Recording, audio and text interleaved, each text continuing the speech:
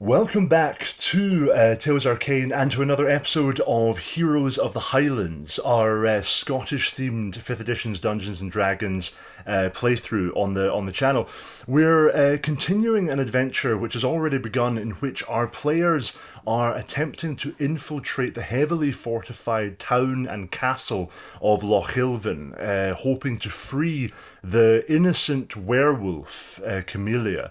Camellia is a werewolf, but has not committed any crime other than having inherited the property of lycanthropy from her forebears. And she has been arrested by the Silver Thistle, an order of werewolf hunting knights who have essentially set themselves up as petty tyrants in the town of Lochilvin. But unknown to the residents of Lochilvin, Camelia's werewolf brother, who is far less peaceful than she is on his way now, planning to slaughter the town and free or avenge his sister, depending on whether or not she's alive by the time he gets there. You have come to the town at the behest of Camelia's husband and Camelia's daughter, who beg you to save her and to prevent the massacre that will surely unfold if she is allowed to die before her brother arrives. Having arrived and kind of blagged your way through the gates, you found your way into the Bloody Claymore Tavern, where you made some valuable contacts, and then headed to the Temple of the Fates, where Boglach, our druid, was able to rope the priest into a large conspiracy that you're now preparing to run. Maps for tonight are created with Inkarnate, the map making software. We have music throughout the episodes created by the wonderful Nerdius Maximus Studios. You can find a link to their Patreon below this video. And the character artwork that you can see on screen right now for our three heroes was created by Jessica Bowen, whose Instagram page and artwork you can find again linked below the video. Anything else we need to cover, or is that it? Of course, as always, we have Louis playing Boglach, our Furbog Druid. We have Sarah playing Zell, our Half-Elven Ranger. And we have Cal taking on the role of Glut, our barbarian, who's kind of a physical manifestation of intelligence being a dump stat. And but you know what? It's not about intelligence, because Glut has heart, and that's what matters. And So much hilariously, art. hilariously, the plan that you devised, I think, was basically devised by Glut, which is going to make this episode very interesting. As we begin tonight's session, our heroes, having split up to carry out various preparation tasks around the town of Lochilvin, are rendezvousing again back at the Bloody Claymore Tavern in preparation for what is to come. They've been making contact with a couple of people around the town, the blacksmith, the Crone's Eye apothecary, all people who might potentially have either information or the ability to aid in the coming mission. As you all find yourselves back at the Bloody Claymore Tavern, it's round about 6, 7 in the evening. Night has fallen, the streets are beginning to get darker, lanterns are being lit on some of the more main thoroughfares, but the narrow alleyways that run throughout the town, especially in the lower southern quarter of the town, are dark and unlit. What would you like to do? So we all meet up back at the tavern, yeah. I would say you're not necessarily in the tavern at this point. You're kind of meeting outside and in the sort of quiet street outside, and you can decide whether or not to head in and go from there. Okay, well, I feel like if we're meeting up out there, Glut, shows up with the leather armor still getting held above their heads, absolutely, dripping with sweat, and, upon seeing Zell, just unceremoniously, dumps the leather armor, on the floor. Just panting and heaving, just like, I got you the armor! Zell is vibrating with excitement because she can't wait to tell the rest of the campaign, her companions, who she spoke to. But she's very grateful for the armor, and she picks it up. It was leather studded armor, wasn't it? Yeah, I'll add it to my inventory. So she's gonna throw that on. Well, she's gonna go back up to her room and throw it on.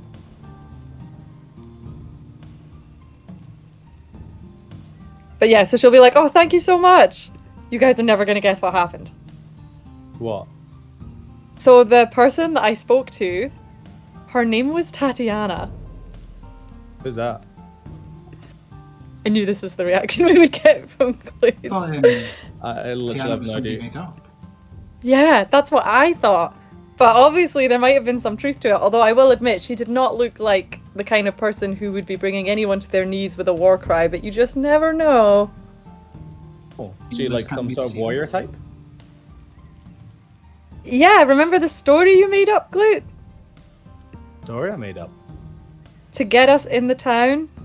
Oh no, that wasn't that. That actually happened. That was not. Oh, her. Oh. Yeah, Oh. well, she's the a crone who mess.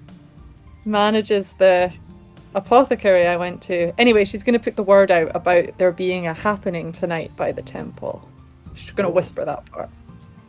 Okay, so before we get this thing at the temple going on, we should probably secure ourselves some kind of disguise for being able to sneak in once all the guards sneak out. So I have a plan, and I'm gonna need you two just to kind of shut up and do as I tell you, basically. Zale, I'm gonna start like walking towards the alleyway, like beckoning for my two companions to follow me. Okay. Malcolm, what kind of time is it roughly?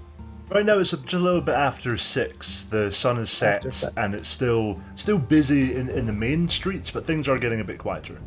Okay, so, Boglak, actually, how did your meeting with the priest of the temple go? It was good. I think there's going to be a ring of a bell. We'll pretend it's boarded up, and the priest wanted to stay. That's the only worry I have.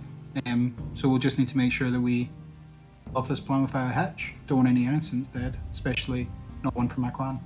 No, definitely. Absolutely. Did he say anything about when he's going to ring this bell?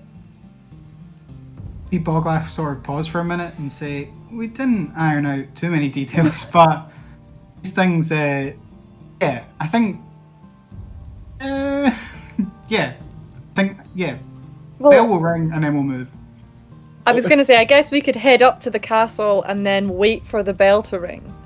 And then hopefully that will draw people out and we can go in. Yes. I honestly believe that we should try and be able to formulate some information of the castle, or even be able to get like outfits to not blend in where they before we head to the castle to begin with, because the moment they see our faces, they know us. You know, this place isn't this isn't in a huge populated area, and we're all three newcomers, so we're gonna stack out here. So, Absolutely. Makes sense. okay, in which case, you know what? Yeah, come with me. And I'm going to lead them to. It was called the Goat's Eye Lane, I believe it was. Yes, which is like a dingy, old, rundown, seedy-looking lane. If anything dodgy is going to happen, it's happening in this lane. So, how wide would you say it is from wall to wall, Malcolm? About 20 feet across. About 20 feet across. Okay, perfect. And then how deep into it before it gets to that kind of wall where it meets like the barricade of the outer like garrison unit? Well, hang on, I'm just gonna. So the bit that you're on is kind of like the Goat's Eye lane is kind of a lane that runs along parallel to the main wall, and it's not particularly near any kind of garrison points. But you can tell from your checkout earlier on, you're able to tell that it's regularly patrolled by small units of guards who walk along its length. So it's kind of like a narrow path with a couple of different streets branching off of it. It seems to be essentially the back of a lot of other main streets. Okay, so in which case I want to go to where this lane this kind of intersects with like that quieter street area. And is there any way that someone could gain roof access? Is there any like buildings that are quite low down, or any barrels we could climb across? Anything that would give us access to the roof? You could get to the roofs quite easily around here. Quite a few of the buildings have like quite low sagging roofs, or are segmented with smaller kind of parts of the roof jutting out. So by clambering on top of there's an old kind of wagon pushed up against one wall, which appears to be rotting but would probably hold your weight. You could scramble up from there. Okay. All right. So if the thing is, if we execute this plan now, there's kind of no turning back here, guys. So is there any other final preparations you need to go, or can I start running through this plan now? I just need to change my armor. But apart from that, we're good. Like shrugs off like their big coat and just like holds it in front of Zale like you know, like the curtains you get at a changing room, just like one of them. Perfect, Zell. it covers maybe about 70% of you. Like probably everything from like your shoulder blades of is still showing because obviously Glut Your is hands still just quite like- small. Yeah, I'm Oh, reaching up as high as I God. can, but that's like halfway to her chest at best. Yeah, Zell's like, good enough. Starts taking off clothes. She's not shy. All right, so Boglock. Hmm? Anything? Any last things we need to discuss before we get this show on the road?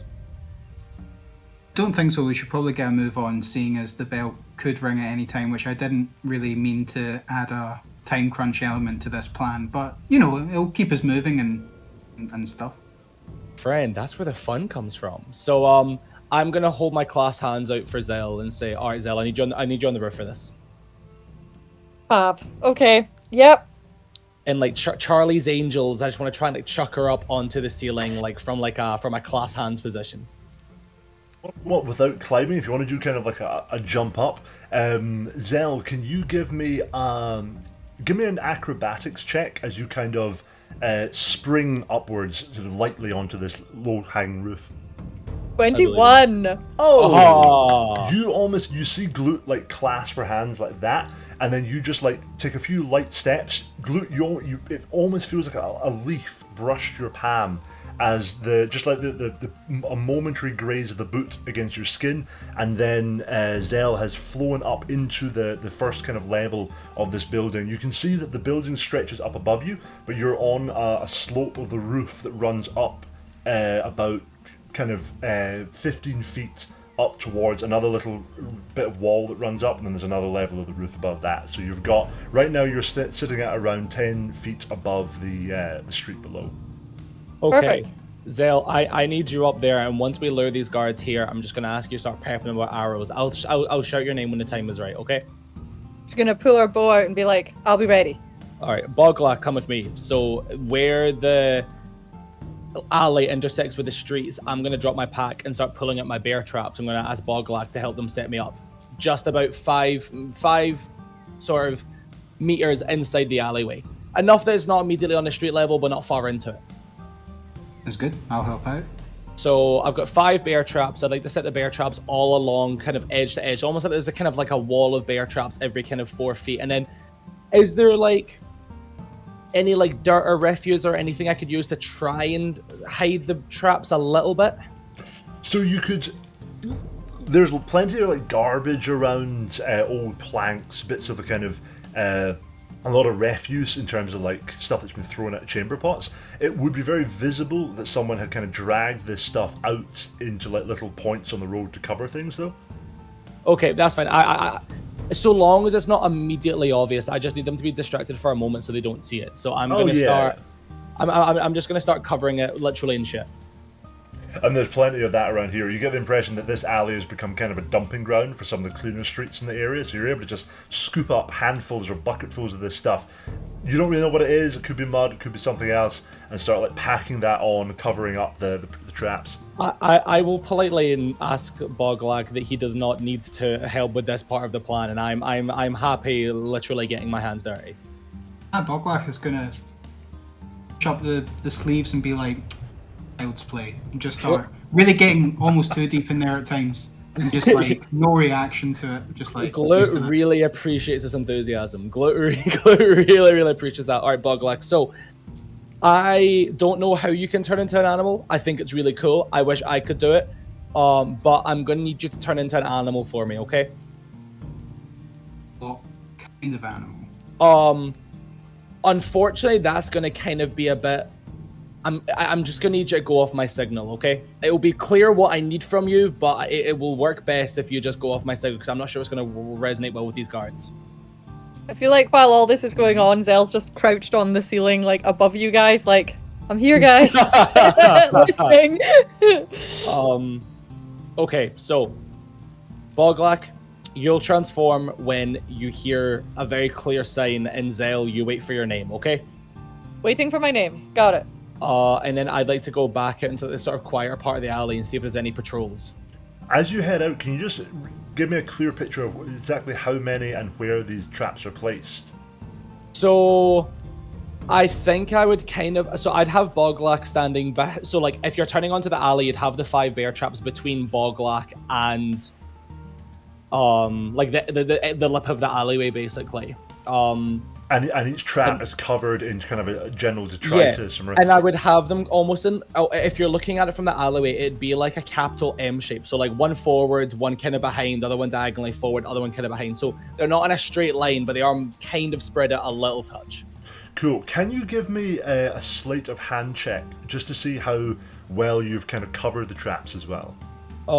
Yeah, that is a 14. 14. Excellent. It will just come into play from perception point of view as the guards approach. But right, you are all set. What do you want to do? You're looking for guards? So I'm on the quieter part of the street looking for any small patrols.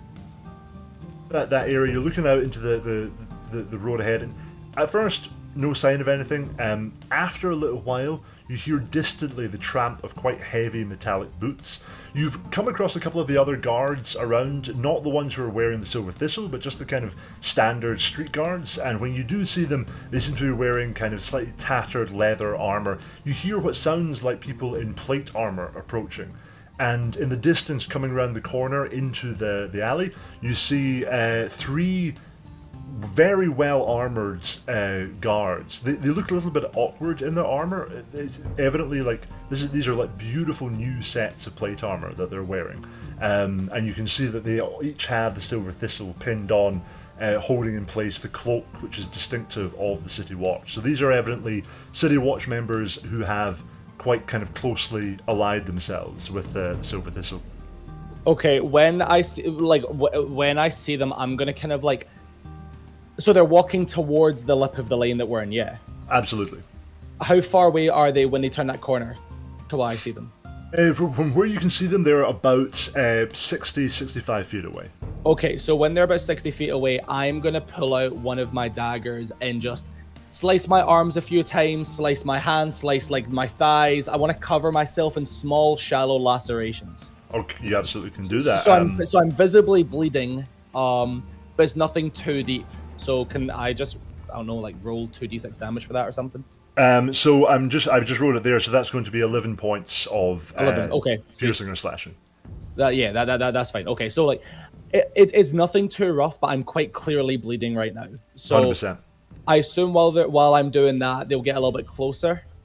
They're just continuing. You can hear them talking in low voices. You get the impression they haven't actually looked up and seen you yet. They're kind of in conversation amongst themselves.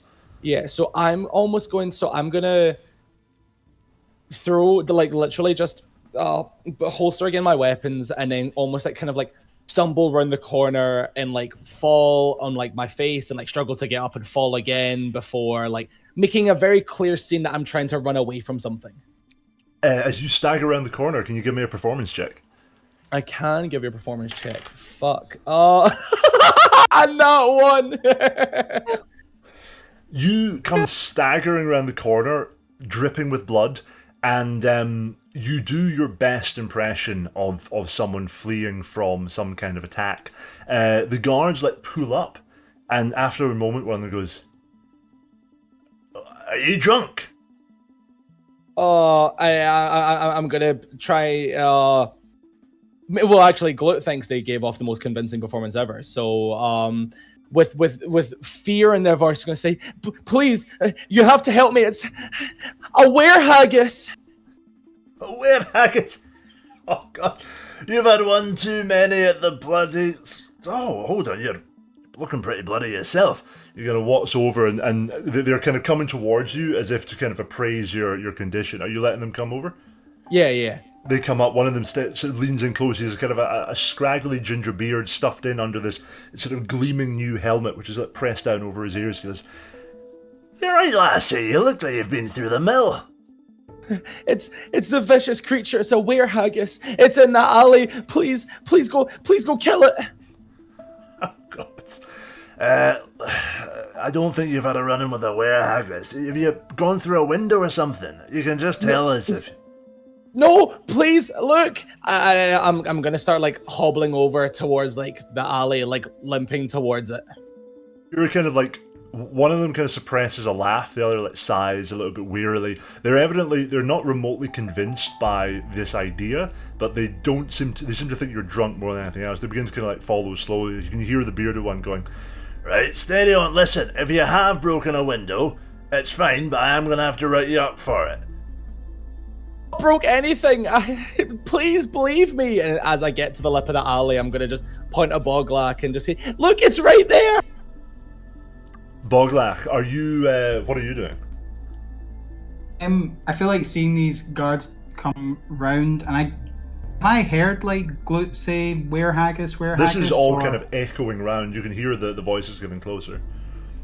As that's happening, Boglak is like, right, where haggis? I can do this.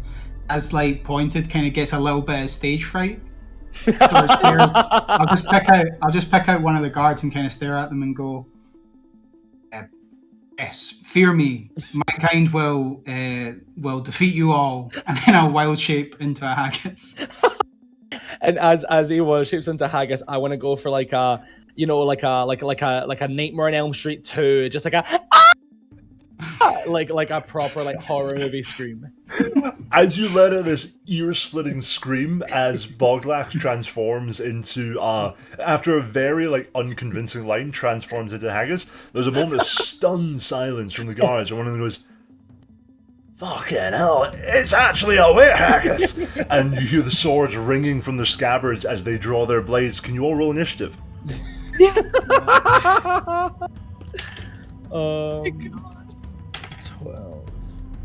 12. 14 for me. 22. I am. Oh, 20. Nice. See, I just put too much effort into my scream, so I'm just a little bit slow to react to things. I love this kind of B horror feel to it. Oh my god! Haggis. Night of the Living Haggis! A big cloaked Boglak like, "Fear me now." And what I love to think is that Boglak's obviously a big guy, and the haggis is so much of a less intimidating form. Like a crack of lightning, and like the haggis goes into its hind legs, so that.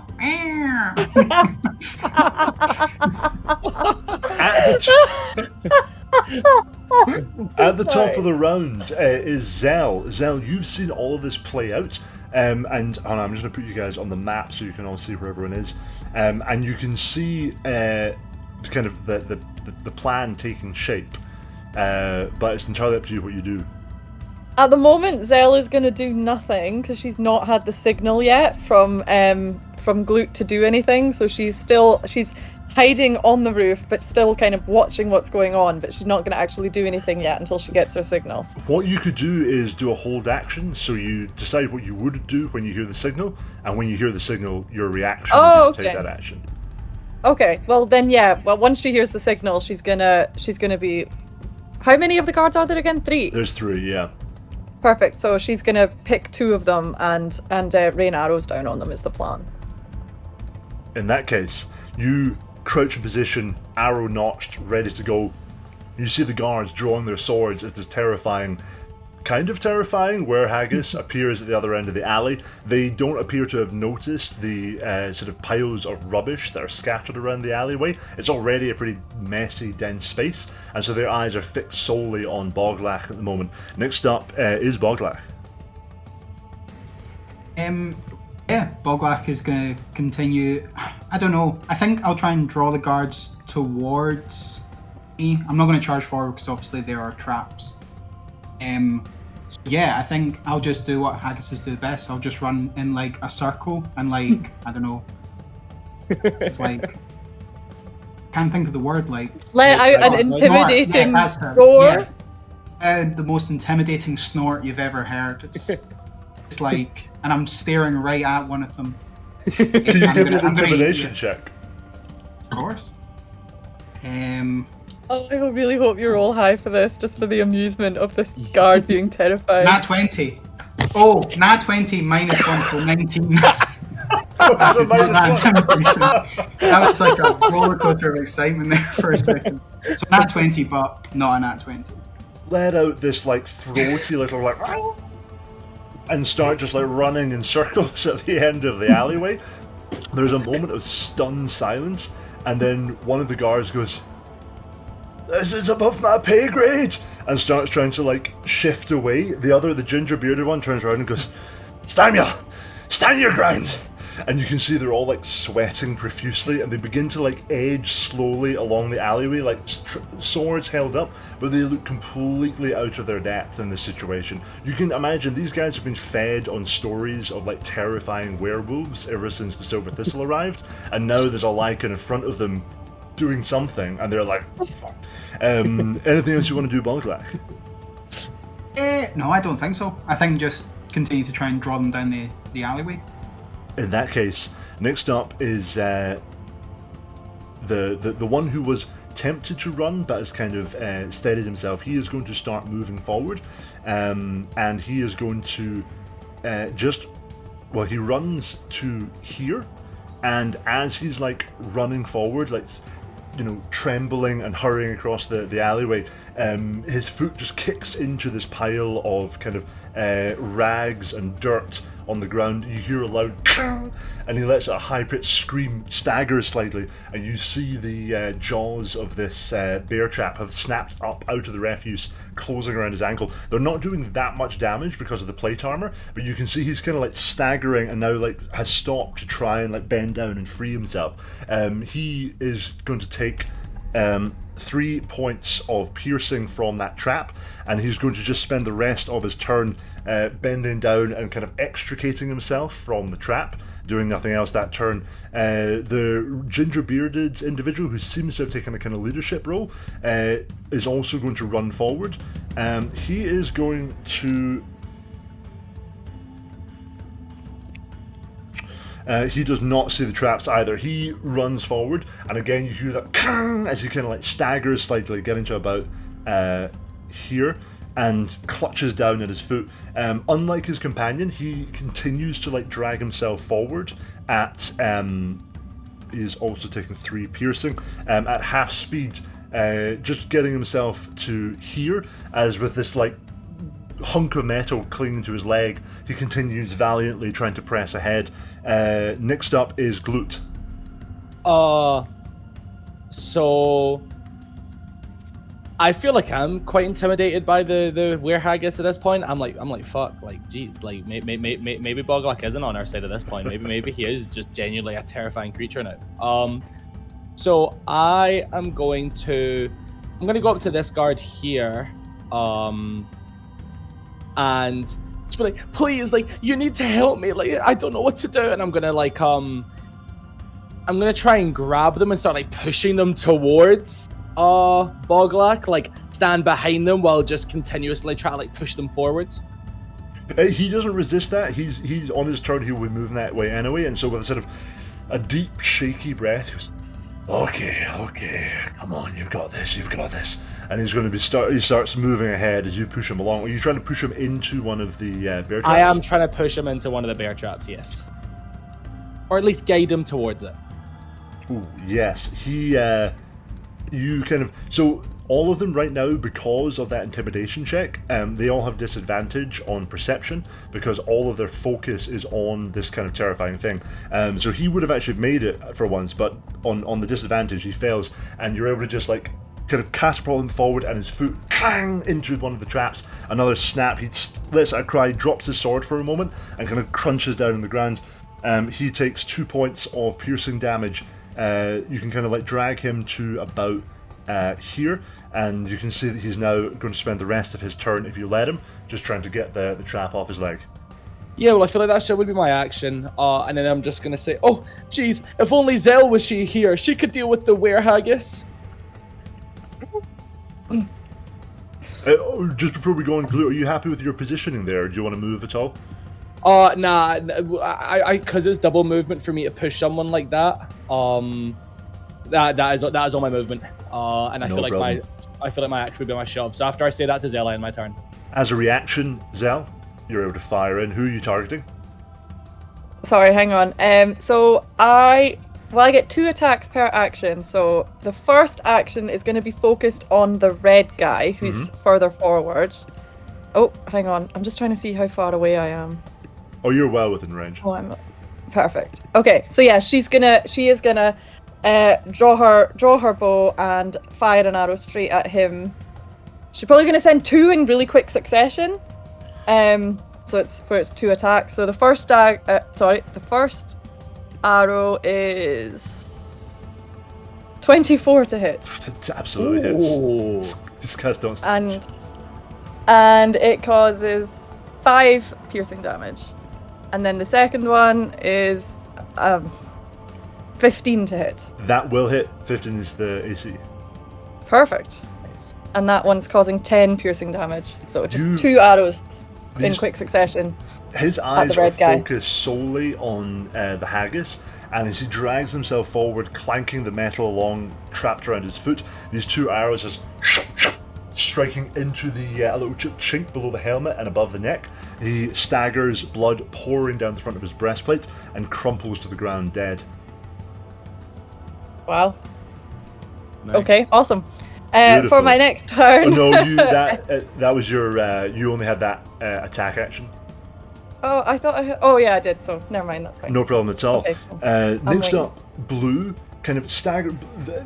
They're kind of rapidly trying to come to terms with the situation. The gentleman who was shoved forward by Glut looks up, kind of eyes wide, sees his companion go down with arrows sticking out of his neck, and goes, "Render attack! Render attack!" And kicks off the metal from his foot, blood kind of spraying out of the sort of gaps in the plate armor around his leg, draws his sword. He is clearly not entirely sure where the arrows came from, and so he is just going to start sprinting across the space towards the haggis.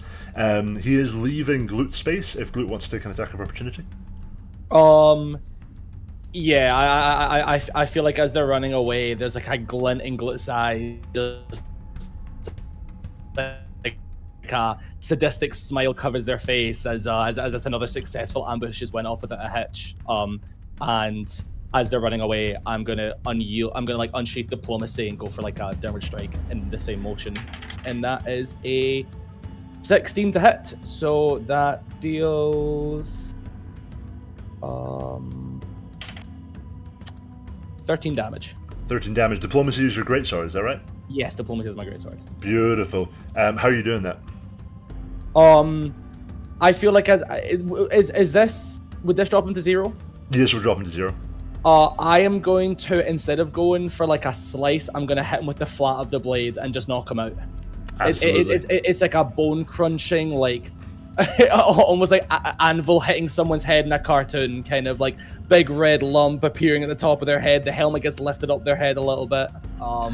Just a big fat bonk on the top of the head. In his mind, he is doing like a dramatic final charge towards the intruding Lycan that's broken into his town. He raises his sword and begins to sprint forward, and then bang, and just like staggers straight onto the ground. He's out. That ends Blue's. Just dropped on my dice. That ends Blue's turn, and next up is Zell, back to the top of the round. Perfect. Yeah, she's just gonna send 2 arrows at the green guy, since he's still up and about. So, let me see. First one's a 24 to hit again, which deals 11 piercing damage. And she's aiming for the exact same spot again. Are you trying to do lethal or non-lethal? Or are you trying to just take them out? Just trying to take him out, but I was going to do 2 because I didn't think 11 would do it. Is it 11 to hit? That will miss, I'm afraid. No, it was 24 to hit and 11 damage. 11 does it. Oh, nice. Okay, so just the one then. And then she's going to attempt a majestic forward flip off the roof. Oh, hell yeah. You fire that arrow, and before Green has even hit the ground, you dive off the roof. Can you give me an acrobatics check? I can. Oh no, 7. You forward flip off the roof, and there's just a beautiful moment as you arc, almost like cat-like, through the air, somersaulting down, and then you just by a tiny bit misjudge the distance, and your heel kind of just turns as you hit the ground, and you go stumbling sideways, cracking your jaw off the side of one of the barrels nearby, and you take You're going to take 4 bludgeoning damage as your face kind of strikes into the side of the wood. You don't go fully onto the ground, but you're kind of like correct yourself, like pain throbbing in the side of your face. Yeah, she's gonna like stagger to her feet and be like, "That looked cooler in my head." Zell, you are back on your feet. Is there anything else you want to do? At this point, no. I'm gonna kind of hang back and see what the others do. I'll move myself onto the ground. Perfect. Next up is Boglach. I think Boglach is riding high off, like, really, the acting this time has really gone incredibly well. Like, Boglach is sort of, riding that wave. Is gonna sort of step forward and like drop wild shape towards. There's only one guard, I believe, still conscious. Oh, there's only He's one unconscious. left, and he's kind of like stunned on the ground at the moment. He is like cognizant of his surroundings, but he's basically unable to move. Boglach is going to start as a haggis walking forward and then slowly transform back into Boglach's shape. Boglach is going to look straight at that guard, just say, Lycans will strike tonight at the church. And it's going to be bad. It's going to be so many haggis. You might be seeing double now. You'll be seeing quintuple, at least. And like, it's going to do a big dramatic like flare of like the cloak that Boglach wears. Kind of very like, I don't know, Boglach's like living his best, acting dream at the moment. It's like, I'm just like a superstar. In his mind, maybe he says that out loud. Like, I'm just like a superstar. I mean, the Lycans will strike. Love the idea that Boglach can't quite differentiate between inner monologue and outer sometimes. It's like, I'm a superstar. It's very powerful. Never has so much intimidation been exceeded by Boglach, who has -1, so it's not very intimidating at the best of times. As you're saying that, the guard is like lying on the ground, like stunned, just eyes wide as this figure walks towards them out of the gloom, transforms into a humanoid form again, and delivers this intimidating message, slightly confusing and intimidating message. You just hear him go, "Oh, fate save me," and kind of he's like trying to push himself up slightly, but he's just too weak to do so. I'm just gonna say, fates won't save you, because that's where we're striking. Oh God! It covers his face. This guy is he's broken. Now, take off your armor and then run away.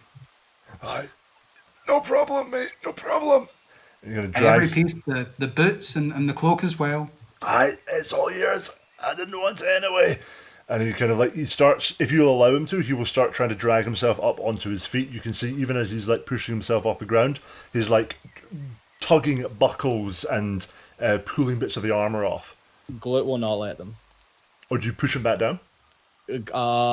Glut will, as they're starting to get up, will basically grab them by the scruff of the neck and drag them till they're above one of the bear traps, and with both hands force their head down so they're inches off of the pressure plate that would snap the jaws of the bear trap around their head, and just whisper in their ear, "I've got a few questions for you, and I think it's best for both of us if you answer truthfully and wholeheartedly. Do I make myself clear?" I never lie. I'm a great believer in the truth. Then you and I will get on just fine. So, the castle, tell me, how many men are guarded there tonight? Oh, I don't know exactly, I swear, but at least 13, 15 folk. That's just the thistles. There's plenty of us. The lesser thistles, probably around a dozen or so. Okay. Where are the keys kept for the cells? 2 sets of keys. The jailer has one. He'll be in the jailer's office down in the dungeon. The other's in Captain Carlaw. Okay. Are there any structural weaknesses of the castle? Any places that'd be easier to strike? Any blind spots on the battlements? Anything that can help someone sneak in? Oh, honestly, I don't know. I'm city watch. I break up fights. I don't really spend that much time in the castle. It's only been the last couple of weeks that they've been training us up. I'm going to ask you if you can just really try and think a bit more clearly about your answer. And I'm going to start slowly pushing his head down. As he's sort of muttering and gibbering, and then as his nose is like almost touching the plate, he goes, "There's a well! There's a well! In the main courtyard. I don't know how deep it goes, but I know that there's meant to be some kind of water system underneath the castle. It runs out into the loch. It might be connected to something. I don't know." Okay, that's great. I have one last question, then we can end this conversation. Anything. Do you partake in hunting? Hunting? What kind of hunting do you mean? Just hunting of any creatures of the wilds. No, not really. Honestly, my dad always told me I should be out on the trails. He was a trapper himself first, but I never went in for it much. I was more of a city boy myself. The only thing I usually hunt is a good pint, eh? Oh, please don't kill me. Glut lets them go. Let the hand off the back of his head, and you kind of like almost like a man pulling his head out of water, kind of like heaves back, gasping and panting, and sort of slumps against one of the nearby walls. You can see just sweat pouring down his face. Just, I swear, I'm sorry about all this. I shouldn't have signed up.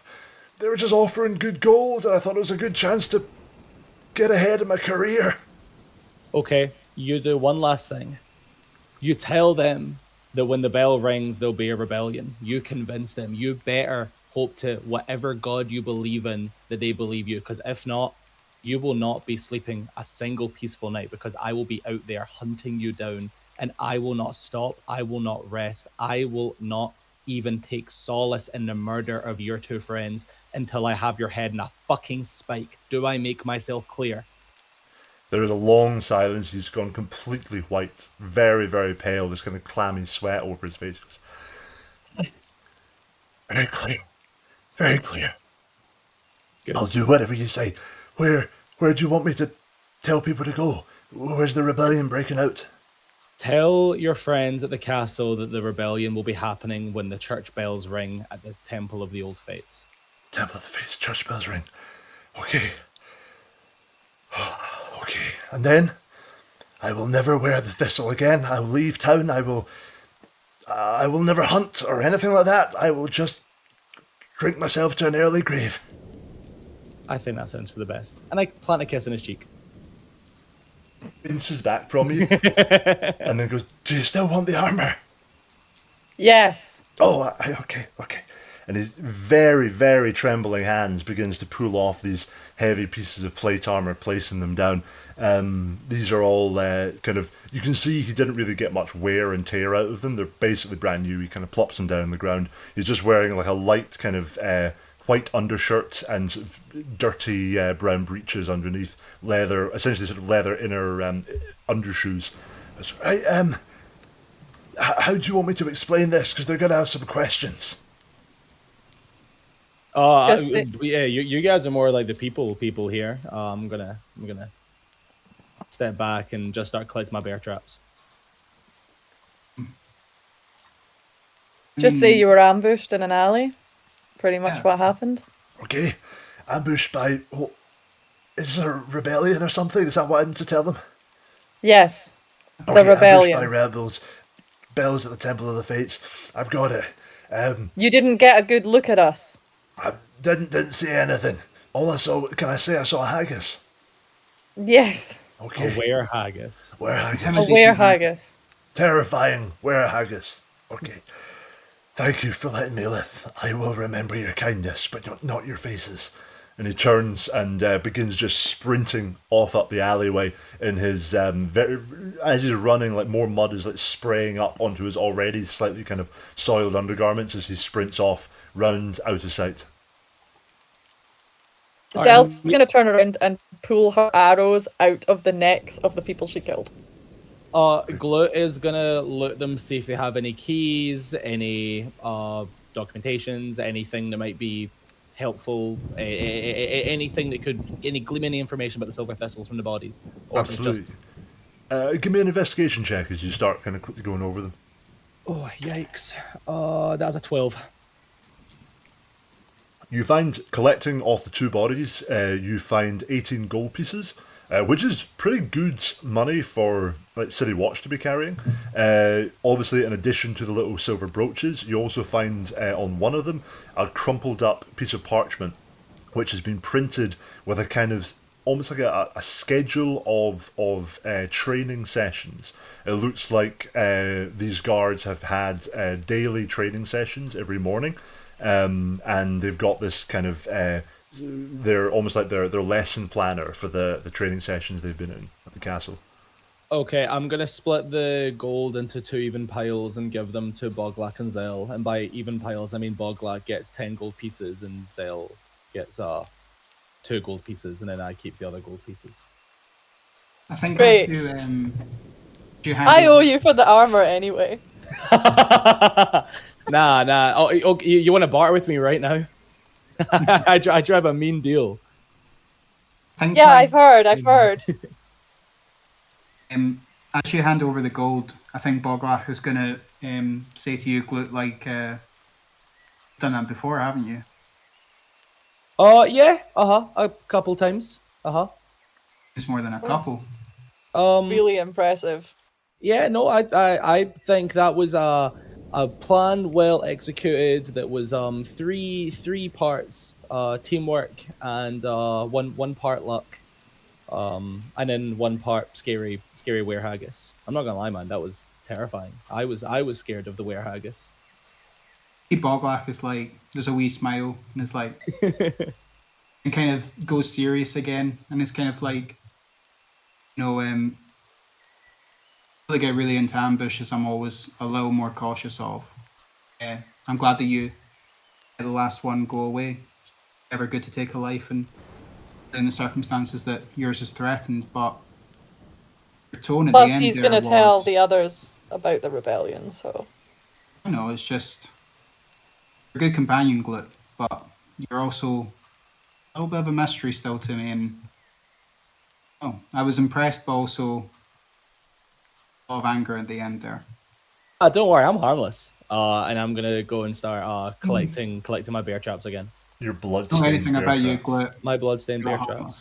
harmless. The 2 that never got triggered, I'm gonna trigger them by stepping on them.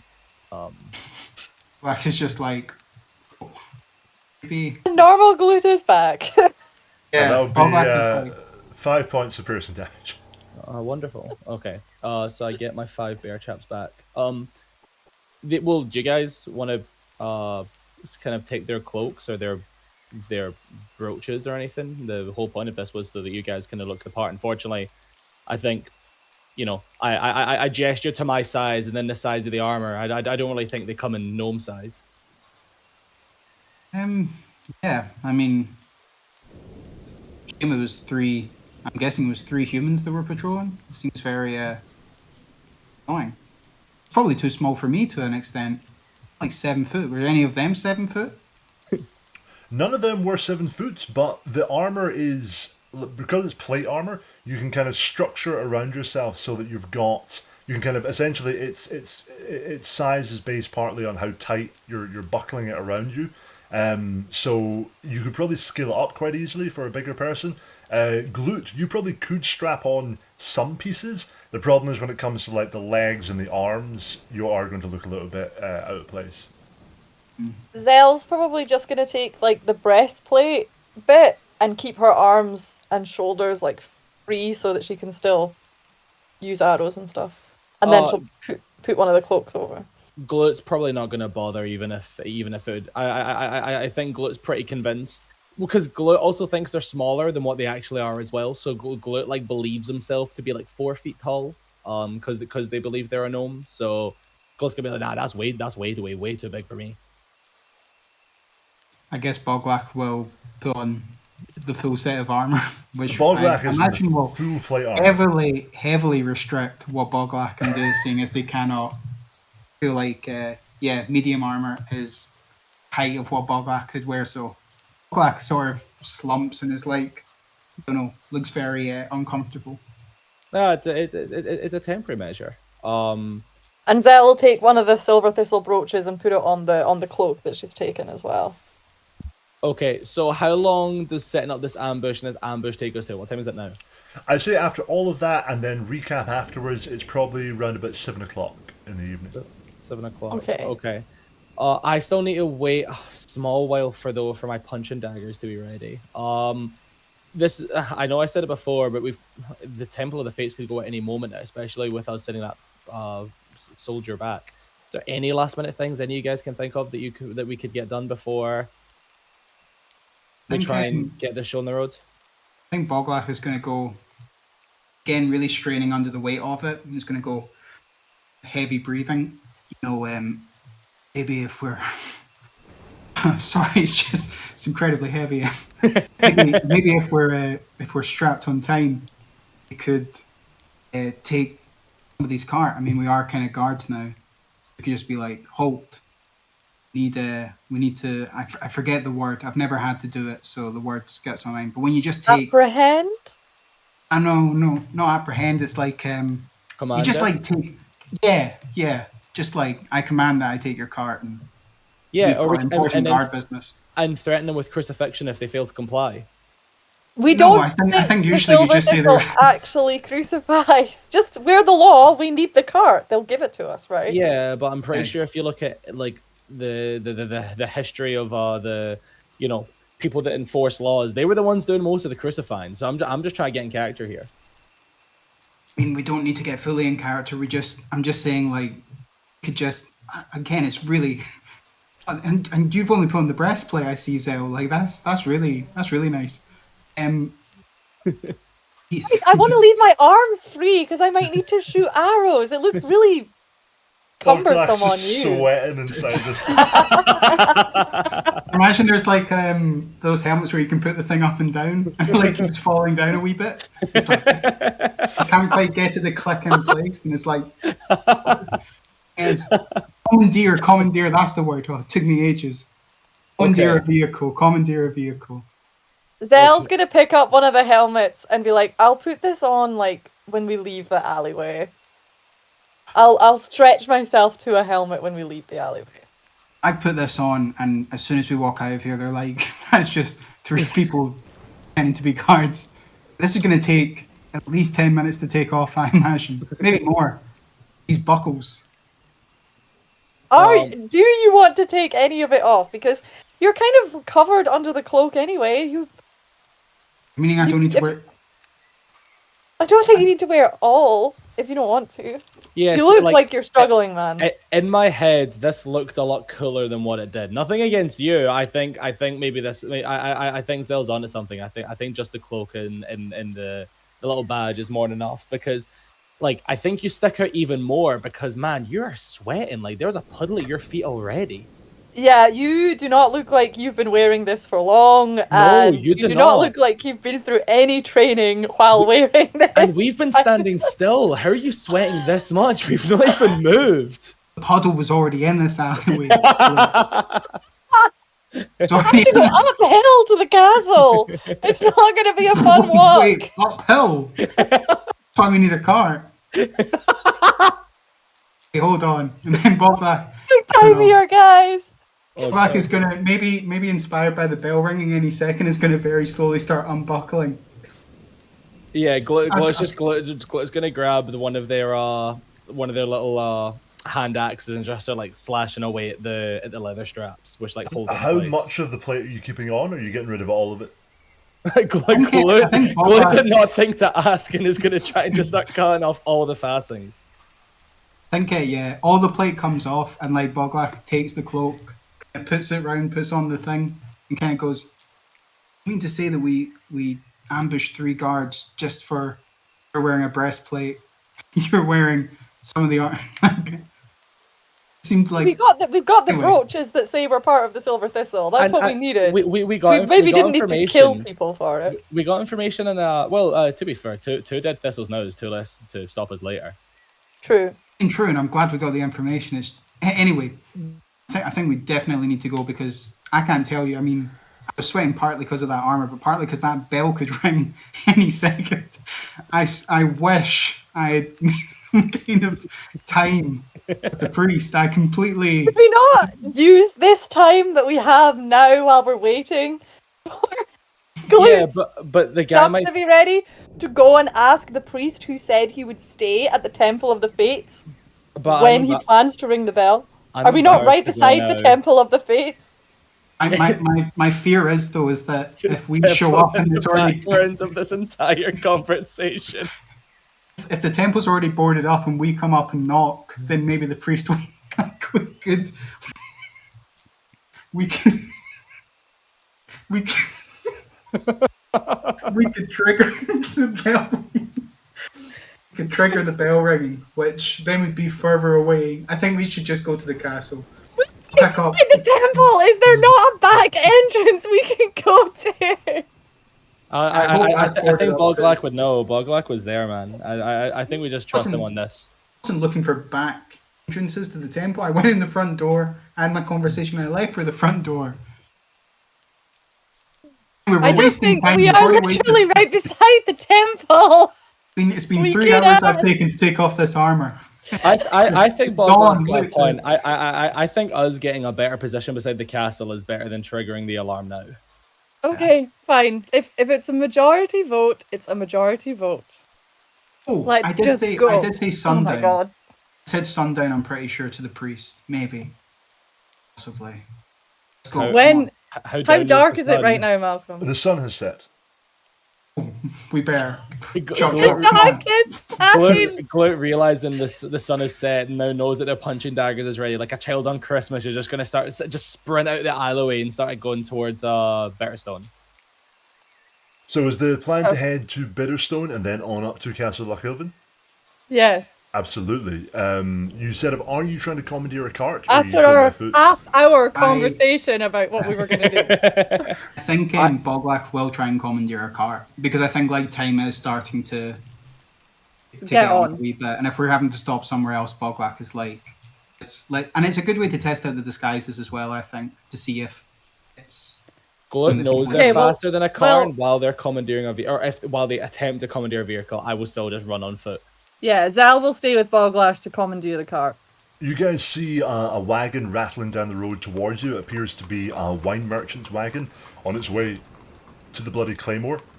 There's a small, very grumpy-looking gnome sitting in the driver's seat with like a flat cap pulled down very low over his eyes and sort of curling white mustachios sticking out from under his nose. He's just like the only cart in the street right now rattling towards you guys as you come out to the main road. Boglak will stand in the middle of the road right in front of the cart and go, halt. Get out of the way! No. Zell's going to say from the side of the road, you must stop by order of the Silver Thistle. Yes. I'm just as trying authoritarian as she can. I'm trying to deliver some wine here. He kind of like brings the horse to a halt. It's a very old, tired-looking grey horse. He goes, there's no werewolves in the back of my wagon. We've heard murmurings about a rebellion, so we need to inspect all vehicles. Maybe if you weren't such a bunch of heavy-handed pricks, there wouldn't be a rebellion. On you go. If Boglak will go open the back of the cart, kind of 2 seconds look in and then come around and go, this will not do at all. We're going to have to take this straight for searching. Please exit your vehicle. Yeah, can you give me an intimidation check at advantage because you are wearing the colours of the thistle? Sure. First one. This one's a 3. But the next one, that is 16. He kind of pauses for a moment and then he kind of looks between you and goes, I don't know what this town's coming to. I better have this back in the morning, because this is meant for a delivery to the Bloody Claymore. I'm cutting the legs out from under my livelihood. And he comes down out of the wagon and goes, fine, take it. How do I get the damn thing back? Black is going to climb on, kind of take the reins and go, you can report to the castle in 2 days' time. And yeah, 2 days? 2 days, 3 days, why not? Like, I'm going to be really mean about it. A week. You won't see this for a week. And as a thistle, I don't care. You're beneath me. I hate you. I hate you personally. You're not getting your wine back. Then commandeer another wine cart. I'm gonna give them it back in an hour. But for you personally, 10 days, 2 weeks, a month.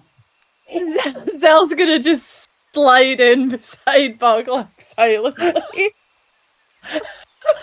And then eventually she's gonna be like, look, come back to the castle in the morning. You'll have your cart. Calm down. There's like a stunned silence, and he goes, "Oh, I'll come back to the castle. I'll come back to the castle, all right, but first, I think I need to go and have a little prayer. I am a very religious man after all." And he turns around, like pulls his cap off, and goes like stomping away in the direction of the Temple of the Fates.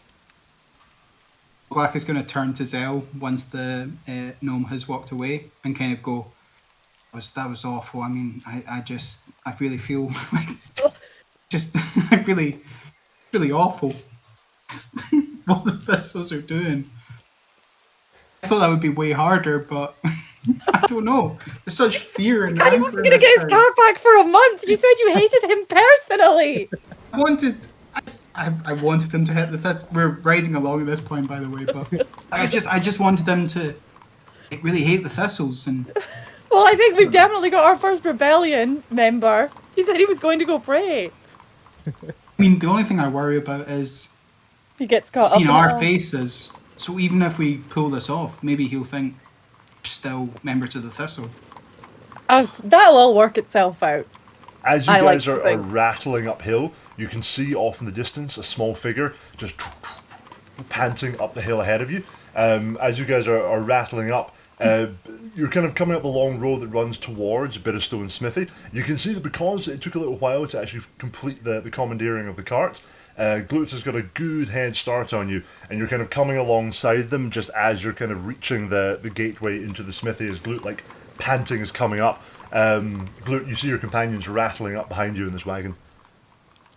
Well, no, I see a cart with 2 silver thistle on it, and I'm like, oh fuck! I'm like, oh no, I should have stuck with them, and like, as they're about to like gain on me, I'll unsheath both like my hand axes I'm holding on each hand and be like, if you want to stop me, you'll have to fucking kill me. And like spittle flying out from my mouth as I'm screaming at them, still not realizing that's my 2 companions. I assume that Boglach is going to bring the cart to a halt, and Zel's is going to be like, Glut, it's us. Oh, jeez. All right, unsheath my axe. Goes, okay, jeez. I was that is you guys are a sight for sore eyes. Oh, cart, that's sweet. That's cool. I'm gonna like. There's wine. But we can't take any because no, I shouldn't have said that. I jump in the car. I immediately crack open a bottle of wine, and I've got some. You've got some fresh bear traps. So you already know what's gonna happen. I start pouring some of the wine on my fresh bear trap. Just like, oh, that's some good wine. I guess it's medicinal. I feel like Glut can tell a lot more about a vintage by how much it stings their bear wound traps rather than by tasting it at any point. Glut, did you manage to get what you needed from the smithy? Oh shit! I jump off the wagon and start heading in like another direction towards the smithy. You find the smithy a little bit quieter than when you left it. Most of the work seems to be done for the day, and you see that there's just one forge is still glowing in the big sort of open air yard outside. And you see the dwarven woman with whom you spoke earlier kind of examining something in her hand as you're approaching. So someone goes, "Hey, you made it back!" Hey, hi. Do you have my do you have those punching daggers? I do indeed. You know, I was interested. I had an idea of how I could just finish them off myself. So I ended up taking on the job. We actually finished a wee bit earlier than I thought. So saw to them personally. There you are. She lays these beautiful, it's like recognizably still your punching daggers, but kind of just restructured to the point where you could essentially use them as pitons to swarm up a wall. The steel you can see has been kind of reinforced and strengthened, so that if you were able to like wedge that into the like the crack between 2 bricks, it would probably hold your weight as you pulled yourself up onto another one. Amazing! Thank you. I then reach back into my coin pouch. How much do I owe you for this again? You already paid me. Are you sure? I'm pretty sure Okay. Glut you paid definitely me more than I expected.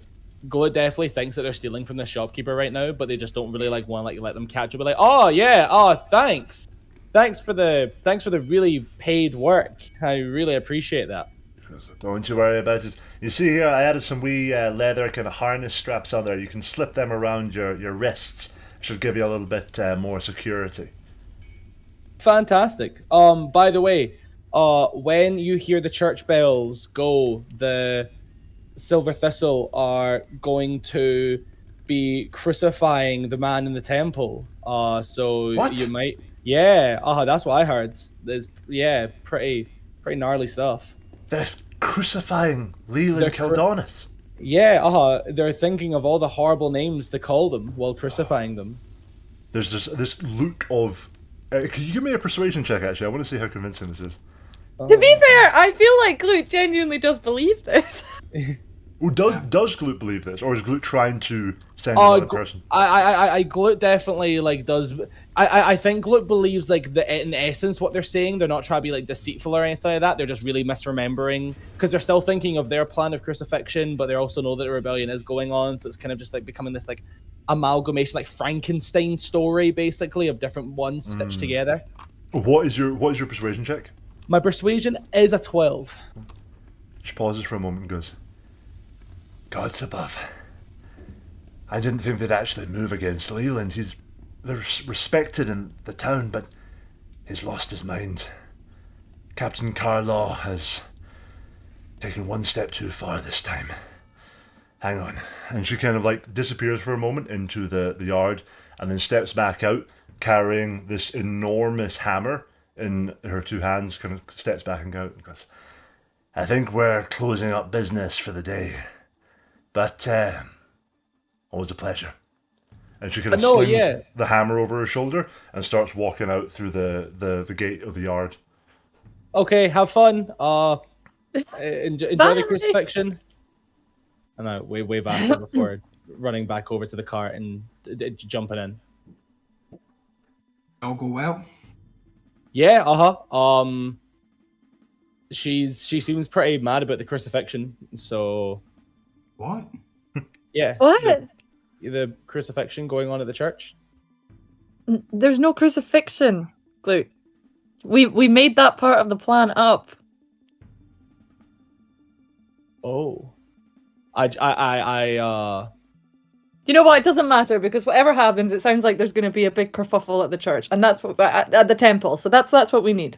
Let's just head up to the castle. There's going to be a lot of confusion at the temple at the very least. We want to get as close to that castle before those bells go as possible. Although I am now mildly concerned that since it's already sundown and they haven't gone off, something went bad there, and they're not going to go off. Oh, because I don't know if I did say that sundown was the time, so they could still Why be did you going tell me that they said sundown when you weren't sure? I don't know. You guys come out into as you're kind of like sitting in the wagon and continuing up the hill, you notice that there is kind of like a flow to the traffic around you. Earlier on in the day, people were just kind of coming and going around the town, going all directions. Now, people seem to be trickling downhill. You can see small crowds of people stepping out of like taverns and drinking dens and forming little knots and beginning to drift a little bit aimlessly, but all kind of heading in the same direction down towards the Temple of the Fates. As the wagon begins to rattle uphill, you hear the thunder of hoofbeats, and looking up, you can see rattling down the highway a column of armoured men on horseback, red cloaks flowing out behind them, silver thistle emblems on their brooches, as this line just gallops past you. They don't even look towards the wagon. Heavily armed silver thistle knights, backed by what appears to be a battalion of these sort of glorified city watch, all in the sort of heavy new armour, go like rushing past, heading downhill. As they kind of like thunder by, are you guys just kind of pressing on up towards the castle? Yeah. Could I? Yeah, but I think as they're seeing people go by, Zelle's gonna look back and be like, Well, I think our plan worked. I think, Boglak is worried about a ton of armored guards getting down too quick. Can I ask a quick question? Are they riding horses at the front? Yes. Horses classified as beasts. They are indeed. I attempt to dominate beast the first horse in the column. Absolutely. You can tell that while most of them are these like guardsmen, the two at the very front are both actual Silver Thistle knights.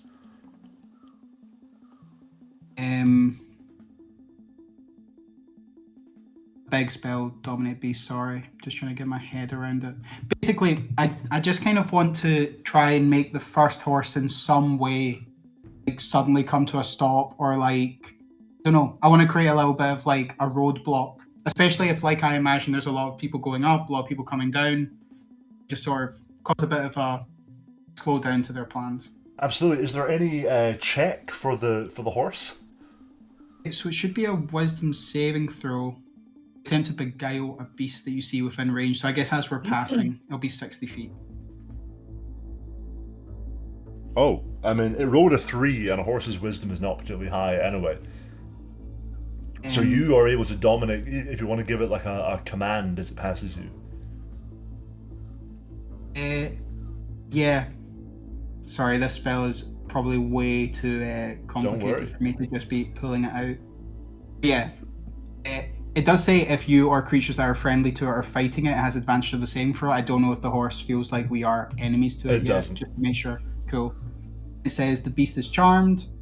A telepathic link with it as long as you two are on the same plane. Issue commands while you're conscious, no action required. Which it does its best to obey. Yeah, I mean, it's kind of, from the horse's perspective, it's just riding along, and an additional kind of impulse voice has just popped into its head, and if you give this command, it will follow it to the best of its ability. Boglak is like, right. And then it's like, wait, if I make it suddenly stop, it could get trampled, or a lot of horses involved in this. I don't care about the thistles, but I care about the horses. I think I'm going to command the horse to like take the long way to the temple, but that's basically just like ride to the right, take a couple of streets, and then go straight back like near the castle. Just completely lead astray. As you kind of like whisper this command, you kind of like crane round at the side of the wagon, looking back towards the column, and you see one of the horses on the left with the Silver Thistle Knight on it, just like pauses for him, kind of begins to slow down, like looks down at its two hoofs, goes, and then veers to the right and just goes galloping off down one of the right-hand streets. One of the other knights goes, hold on! But as he's like shouting out, you can see the column of men behind kind of just seamlessly turn to follow their commander into the other street, and there's kind of like general confusion as some are trying to continue on to follow the one knight and others are peeling off into the side street, and you kind of that disappears round the corner as you continue on up the path. I was just going to be like, I don't know if that will do anything at all. Kind of drops concentration on it because it's only a minute, so it's like maybe it will add, I don't know, every second could count, you know? I guess Zell doesn't know what Boglak is talking about. Zell has no idea what Boglak is talking about. He's just like... Boglak just turns around and goes, I could have done more, but the horses needed protecting. Anyway, let's head on. Zell's just gonna like shake her head and just press on. Okay, yeah, sure. Sure. You okay, Boglak? In the traditional Boglak style, that's it. I just used my only 4th level slot to do that. And no one knows. And no one knows. You know what? I'm playing Boglak with, I'm not min-maxing, I'm not thinking ahead. It's what Boglak would do and I wanted to do in the moment. It feels natural. I started caring about the horses. I'm sure certain people in the audience can appreciate that it doesn't always have to be violence. That feels very Boglak. It does. Confused and a waste of resources. It does sound a wee bit. A waste. Empathetic. And you've also postponed that we basically created a horse jam. As you continue on, the roads are getting very quiet now. Occasionally you do see people, but the people up in these streets in the higher parts of the town, you kind of catch glimpses of them as they are disappearing into their doors, pulling doors shut, slamming shutters, pulling windows down. You get the sense that word has got around, people are battening down the hatches. And as the wagon rattles into the broad thoroughfare that runs towards the imposing gates in the massive dark stone wall of Castle Lochilvin, you hear ringing out over the town through the gathering gloom the bells of the Temple of the Fates. These bells begin to ring, at first quite slowly, long gaps between them, the sounds of the bells echoing out, but gradually with a more frantic pace building, as if someone is beginning to kind of warm up as they strike the bell. As that sound rings out, it comes to a sudden stop, and the silence that follows it seems almost more deafening than the bells would have been in the belfry down at the Temple of the Fates.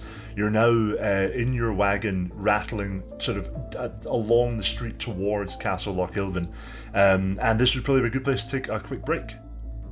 Yeah, sounds good to me. Wait. Oh my god, guys, we actually made the town start a rebellion. We're doing it. I hope this It's doesn't go getting terribly done. wrong. Jumping back in, you guys are rattling along the road towards the gates of Castle Lochilvin. Two huge wooden double doors that stand a little ajar, having just recently emitted this long column of armoured riders. You don't see any guards standing outside the gate at the moment, and the area seems to be, like the rest of the upper part of the town, very quiet. What would you like to do? So this kind of like either side of like the opening into the castle, are they like big stone pillars, or what's the kind of like exterior of the wall like? Curtain wall is this very brutalist, sort of 80 feet tall stone edifice, just kind of featureless flank wall running along in front of you. At either end of the wall are sort of round drum towers that rise to the same height and then a little bit further to about 90 feet up with sort of conical slate roofs. The wall then kind of like curves away on either side as well. Okay, and they're and the wall's 80 feet high. The wall is about 80 feet high, yeah. Okay. I mean, the door's open. Yeah? And we are Silver Thistle. So, we just... Okay, do you want to pretend that I'm some sort of captive and you're taking me to... The dungeon? The dungeon, and yeah, and then that kind of gives us a... And then in case anyone else is still there. You say that you were the instigator. Yeah? The instigator of the rebellion. I think I look the part. Let's do it. I'll give them the rope that's in my backpack. Okay, Zell, turn around and like tie your wrists together. And But like fairly loose knots, so that it kind of so you will be able to get out if you need to. Okay. Okay. Right now, you are in, just to remind you guys, you are in a wine merchant's wagon, which looks like a wine merchant's wagon. Yeah, but we had to liberate the wagon. I've got an idea with that. Or we could just say we have a delivery of wine for the castle. Well, I'm already tied Or up, for, and I kind of. Oh. Well, how about 2 for 1 deal? How about you were bringing this wine back, and you also citizens arrested a troublemaker. Well, Yeah, because getting you down to the dungeon could be a good shout. Yeah. Seems fair. Okay, Boglak let's go. will just grab you by the scruff of your neck and lift you into the air as you're kind of tied up and just be like... I'm kicking you my won't get legs like away? Scrappy Doo. Like, you know, just like... "Arrgh!" Are That's you like- going in on It's foot really- or in the wagon? We're in the wagon. Staying in the You're wagon. holding me over the side of the wagon. Like, it looks intimidating if I hold you over the side of the wagon, actually. Yeah, Looks like yeah, I've been yeah. dragging Does you it? along. Yeah, I'm entirely bogged on this one. I think that's. I'm like saying this while I'm still hanging at the edge of the wagon. I'm like, I think this looks really intimidating right now. Well, that's gonna like Right, majority pull it rule. onto Zell's the, gonna onto like the ground, so there's some dust, and be like, I'll just say that I was dragging Glut along as we rode up. That Right, really Zell's gonna sounds kinda, like, painful. huff and be like, right, majority rule, and she's gonna get off the wagon and start opening the doors wider so that they can actually get in. Kind Jump of, out- You can see Like, as you're doing that, as you come down, there's a large paved interior courtyard with a main kind of fortified keep in the center, which seems to be the main body of the castle, which is surrounded by this wall. As you kind of push the doors apart, you can see several figures moving within the courtyard, and a voice cries out, "Stop there!"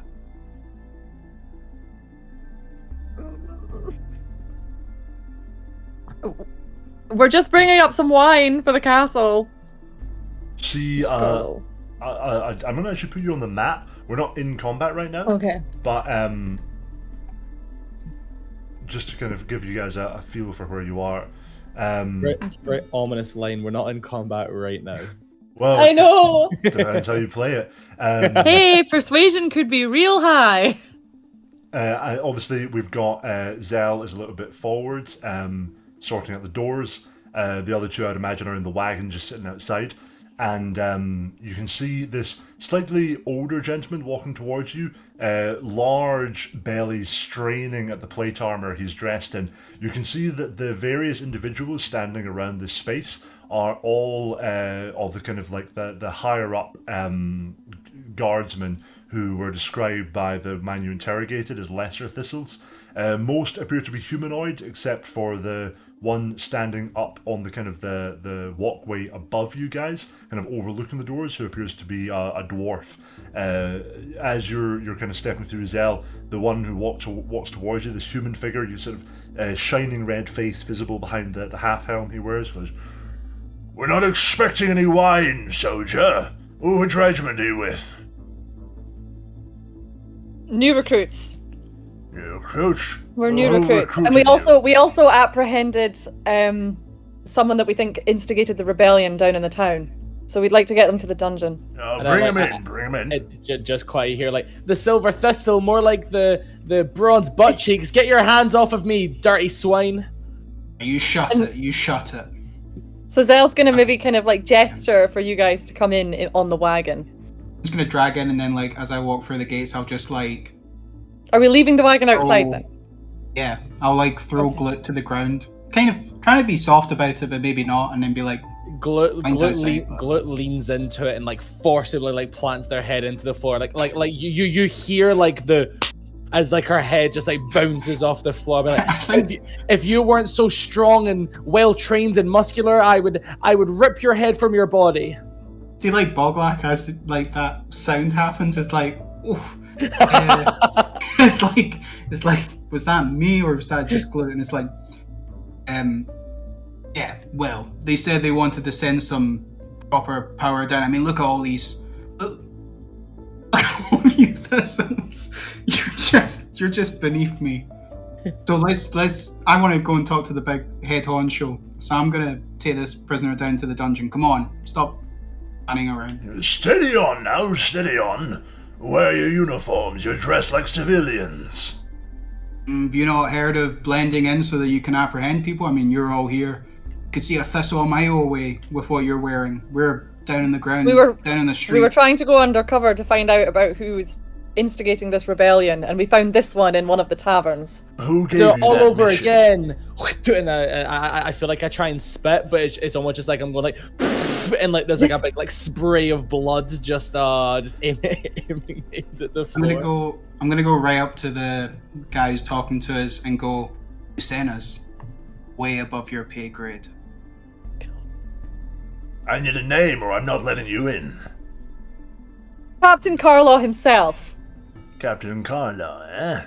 And what was this mission? To infiltrate a rebel gang of some kind? Stop the Infiltrate. rebellion. Stop the rebellion.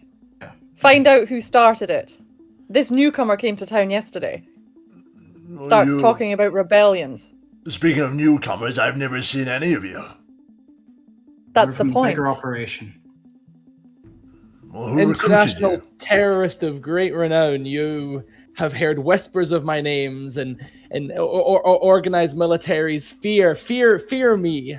For I've fell many of your kind before, and I will still have the last laugh today, unless you get me in a dungeon. If I'm in a dungeon, I am very much helpless. But until there, you're all still in danger. I'm gonna try and change tact as like Glut speaking and like lean in and kind of go like, toughest thing about this one is that they never shut up the entire ride. Do you know what I mean? Kind of do a wee jovial like on the shoulder, be like, doesn't matter who sent me. Like I say, it's bigger than even you or me can imagine. But we need to shut down this rebellion. This will mess up the big plans. Give me a persuasion check. This is partially to find out almost just is he warming to you, because he's still very confused and suspicious, but to see how kind of convincing you are right now. Do we both need to do them? I know, just Boglass. Just Boglass. He's talking. A 7, I imagine Boglach is a Oh, little no. bit all over the place with Boglach's As presentation. per usual. Boglach isn't good at playing a tough guard, apparently. This one Boglach, does for seem... someone who's terrible at intimidation, Boglach certainly tries to do a lot of it. Well, He does seem a bit mouthy, but frankly, I'm confused. So far, you've told me that you're new recruits, you've commandeered some wine, you're on an underground mission to infiltrate a rebel gang. As far as I'm concerned, we didn't have any word that there was any kind of rebellion until about half an hour ago. Well, you wouldn't, would you? Because it wasn't your job. Are you locals, or are you, who are you people? You need to give me some information. If I just let anyone wander in here, Captain Carlaw will have my head hiked above the battlements. We were recruited the other day in... Oh my god, what was that town's name? Oh, sorry. We were recruited the other day by Captain Carlaw's son. I didn't catch his name. You see a look of a bit kind of like distaste crosses the face as he hears of the son and goes, but he's listening. In Valach. We were recruited the other day in Valach. He'd heard whisperings of a rebellion in Lochilvin, and he wanted people that nobody was going to recognise to come into the town and find out what was going on. We've done that. We've got the instigator. Heard in the bloody Claymore herself. Give me a persuasion check. That's a pretty robust story.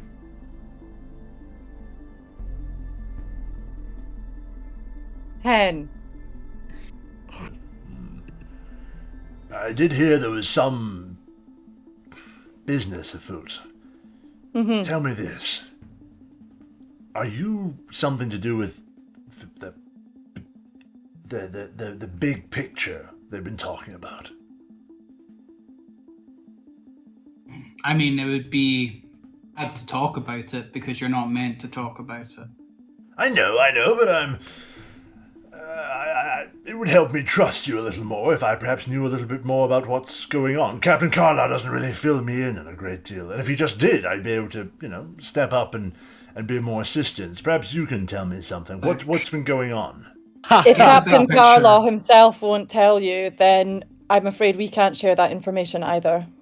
Well, very well. In that case, I will take your prisoner from here, and you can head back into the town. You understand, high security situation. We probably wouldn't be able to allow you to go any further.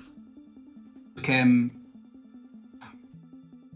to know the big picture. It's not quite the big picture, but I have some pretty distressing news to pass on to Carlo, and I feel like it's best to come from, friendly face. What kind of news is it? I can pass it along. No, it needs to come from people who were there To do with in the sun. Valach the other day to do Very with well. his son. Very well. Oh, don't suppose the fine young man has come to any harm, has he? Unfortunately, yes. And you can call me Harm. He was crying for his mother while I slit his fucking throat. Shut it, Who's Bristol. else? Shut it. Zell's just gonna kick Glute. Shut up! Tasty!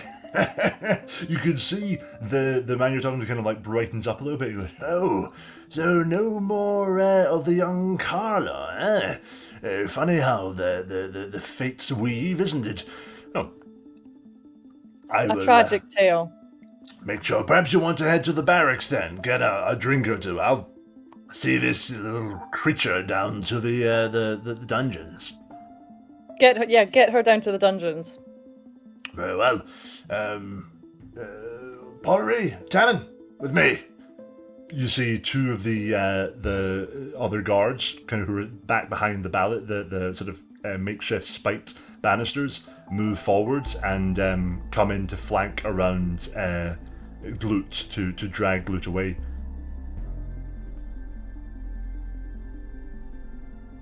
I go with them. I go with them willingly. You watch as Glut is kind of grabbed one arm around either small arm and sort of hoisted a few feet off the ground as these two guards start marching her away towards the main doorway. As they're kind of like moving away, the gentleman standing directly in front of you goes, "So, I would like to know a little bit more information before I send you off. Captain Carlaw has been called away on business, but I'm sure he can debrief you himself when he gets back from whatever this nonsense is down in the town. In the meantime, you're welcome to stay out here in the courtyard, or I can't let you inside until we have more information." I guess that's fair. If Carlo's not That's here, does that fair. mean you're in charge? In a manner of speaking, I step up when I can, and probably soon to be made one of the Silver Thistles myself. Also, not an Congratulations. original Silver Thistle. Ah, well, put in the hard work and the lesser thistle blooms, shall we say. So were you part of this the guard city watch that was here before the thistles came?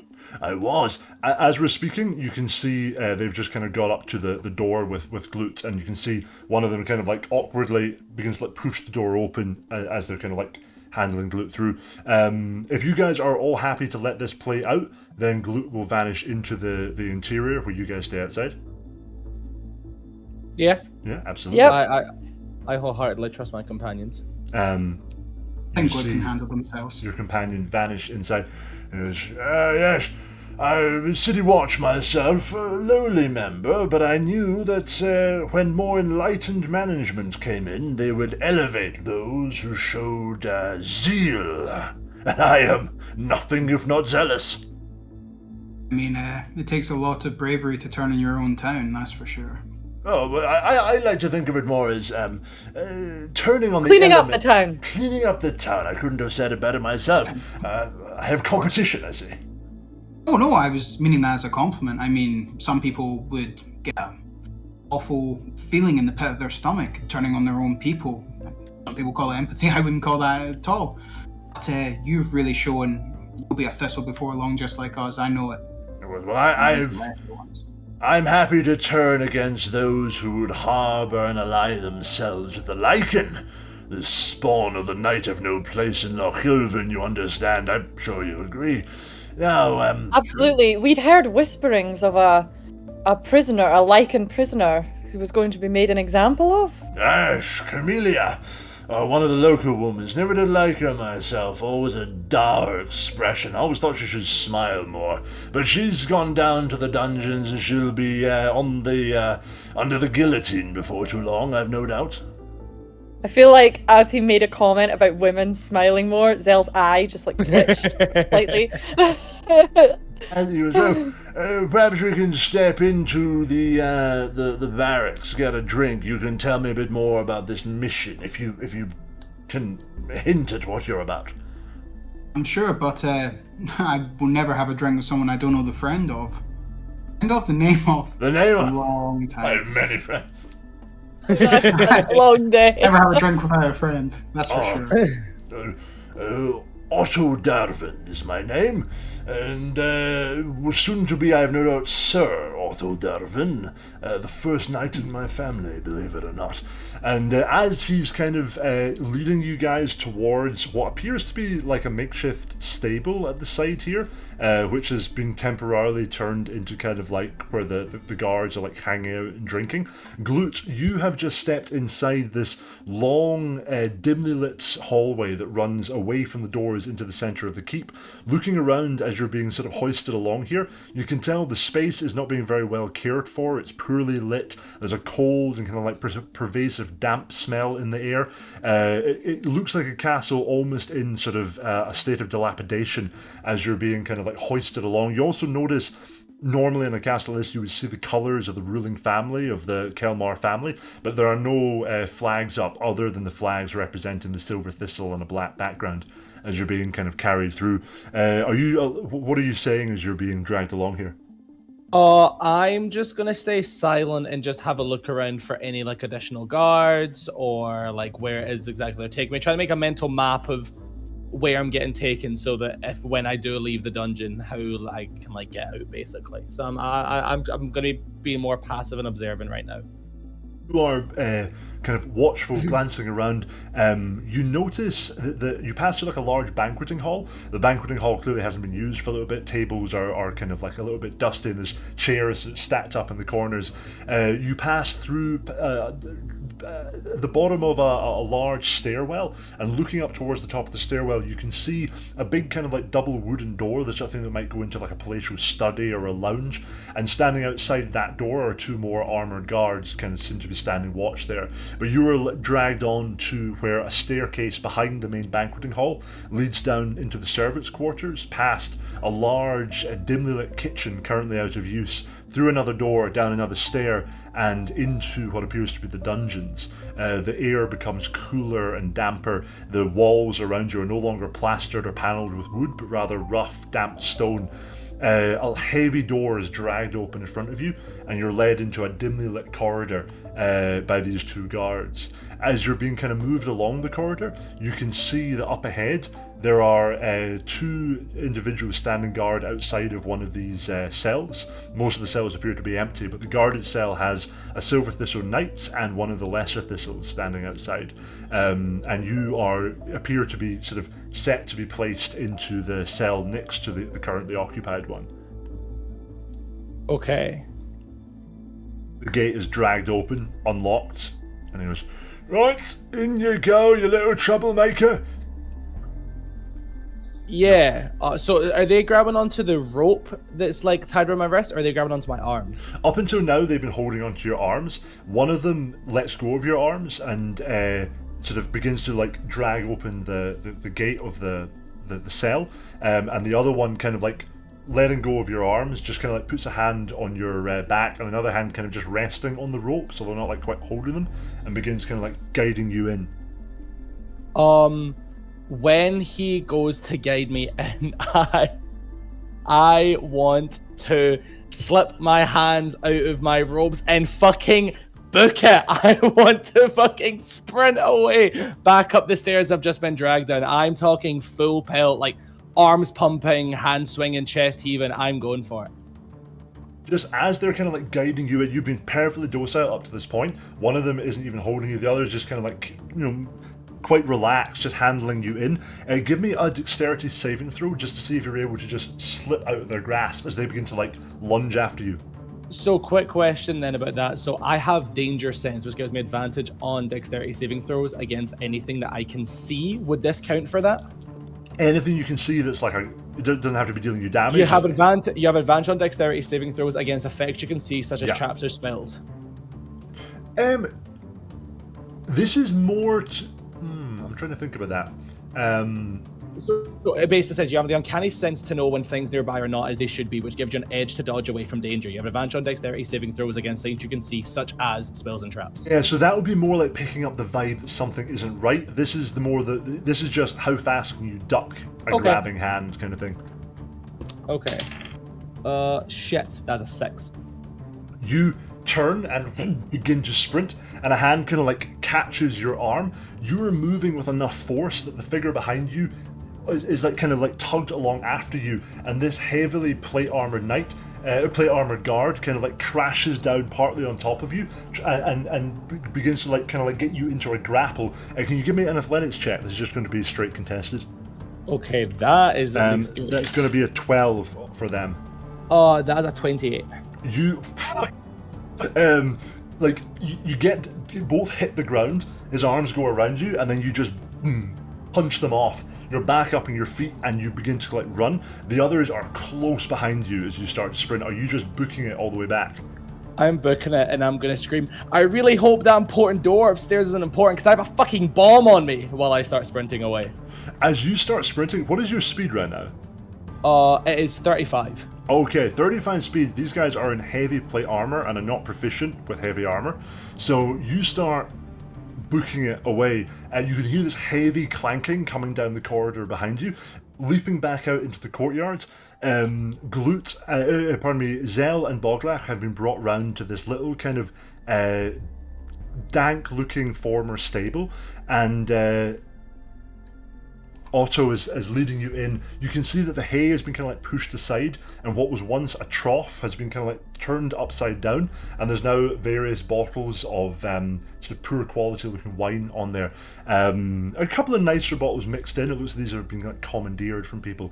Otto goes over and goes, "Listen, this actually came in just today. A very fine vintage, from the year of the many-headed rat, I believe."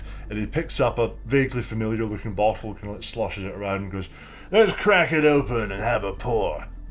Pulls it open, places down 3 little kind of wooden beakers on the rim of one of what was once a horse stall, and pours out this wine. He goes, "Looks a little thinner than I expect, but I guess you can't tell by looking at it. So, your good health." To good health. You'll clink. You get the strong taste of like bitter, kind of like slightly off-season blackberries and like grit and water as you knock whatever this concoction is back. Oh, that's the stuff. I'm a man of quality and taste. I can tell. Many-headed rat right there. So, Zell's just gonna go, okay. what? Now that your fellow's put away, your little ratty dwarven character, tell me what's going on. What's Carlo's big idea? Why the new gate? Why all the training? Honestly, I would hate to be the person, like as you said, if you act out of place, your head will be on a spike, and if I do the same, then mine will be too. So I really can't say. I understand. I suppose the thing is, Captain Carlo, your head stays on when your mouth stays shut, eh? Exactly. At that moment, Gloot, are you heading back towards the exit? As I'm doing this, I think I would more try and go up, like if obviously not for like the study space, but if there's any sort of like upward spiral staircases that go up any of the towers or anything like that, like I that's the way I'm going. The main staircase that leads up to that guarded door would probably demand that you ran past more of the guards. But if you stay on the ground floor, you can head into one of like the corners of the keep, a little off from the main banquet hall. You find a narrow, winding staircase that snakes up the inside of what you realise must be one of the sort of corner towers of the keep. As you're sprinting up, you see a very elderly butler coming down the stairs towards you. This very old man kind of stooped over a silver tray with a couple of empty plates on it. He goes, "Oh, good evening, young lady. Can I help you at all?" No, you can't. As I just keep sprinting past her. Actually, you can. Tell them I have a bomb. The energy of youth. Oh, yes. You hear distantly from below your voice going, "Yes, they wanted you to know that they have a boat. I don't know what they're going to do with it, but it might be down at the shore." As you sprint to the top, you kind of come to what appears to be a kind of viewing point, where there is another floor above you, but you've reached a floor where there are sort of wide apertures, unglassed windows in all angles of the tower. You're about 90 feet up here, looking down onto the courtyard below, and you can hear the clattering of multiple like iron boots coming up the stair of the tower below you. I will reach into my pockets and pull on my punching daggers, take my little necklace of bear claws and give him a kiss and ask Tumble to keep me safe. And I'll reach at the side of the window and punch my fist really hard into the rock. You lean out, and are you punching the rock like kind of like above the window or below? Below. I'm wanting to climb down. You punch it in for a moment. There's a kind of you're not really sure if this will work, if this will hold your weight, but as you kind of like you test it a little bit, and you can feel that the blade is like deeply lodged, and that the steel seems incredibly like strong and just flexible enough to kind of like ply with your weight as you put your weight on it. You can hear them running up the stairs behind you as you kind of lodge your blade in. I then take a big deep breath and slowly lower myself into empty air while trying to punch my second fist into the mortar slightly below where my first one is. You go down another little bit and slam that blade in. You're now like just hanging from the stone just below the lip of this window. As you look down, you can see a drop of about 85 feet dropping away below you towards the courtyard below. At this moment, over in the small sort of the mouth of the stable, you guys look over the guard's shoulder, and you can just see this small figure, a sort of a dark blot against the stonework of the tower. Otto is looking away from them towards you and going, I tell you, the thing about a good vintage is it sits on the tongue. It's like a memory that you've never dreamed of. And as he's saying that, are you just going to start climbing down? I'm going to start trying to climb down, but I want to climb down so that I'm on top of the battlement. So are you... just point to me on the map where you're trying to get to right now. So, so if they're over here, then I'm trying to see this guy. Like, see the top right corner. Mm-hmm. That I'm trying to land. I'm trying to get somewhere near there. So you could clamber down to there, and then if you wanted to, you could attempt. There's kind of like a stone kind of rim halfway down the tower that like just juts out by about a foot. You could attempt to jump from there across to the other the sort of outer perimeter wall. Yeah, I'm gonna go for that. You scramble your way down. You can hear kind of like a few shouts from the tower above, but there are more levels to the tower beyond the kind of viewing platform that you reached, and so they, assuming that you're still continuing to go further up, continue like on up to the upper regions of the tower. As you begin to descend, you get down to that little lip, and you turn around, and looking down, you can see this gap dropping away below you, stretching out towards the slate on the other side. If you can make it across, you can quite easily jump down from the little slate roof here onto the perimeter wall, but it is quite a wide jump. What is your standing jump? My standing jump, is that half your strength score? Yeah, if it's standing. That'd be 9 feet. 9 feet. So with 9 feet, that alone would not be able to make it. If you can do an athletics check. I was going to say, could I, like, while my hands are on, like, nailed in, could I almost, like, angle my body up so my feet are in between my hands and do, like, a big, like, kick off the wall, essentially? 100%. You, like, kind of, like, walk your feet back up onto the wall so you're sticking out almost, like, horizontally. And then if you time it right, you can power out, pull the blades out, and leap through the air. This will be an athletics check of 17 to try and jump the gap. Okay. That's not... Oh, 27. 10 over. You clench back, power your feet off against the stonework. A little spray of masonry flies out as the blades emerge from the wall, and you just fly across the gap, landing quite dexterously on the slate roof opposite. From there, you can very easily slip down onto the stone wall. Yeah, that's what I wish. So is that me on the left or the right hand side? I'm just going to pop you back on the map.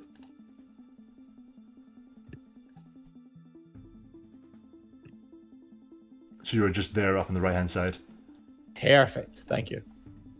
As you kind of like jump back on, the conversation is still kind of going on. You've got the sergeant kind of rambling about his taste in wine.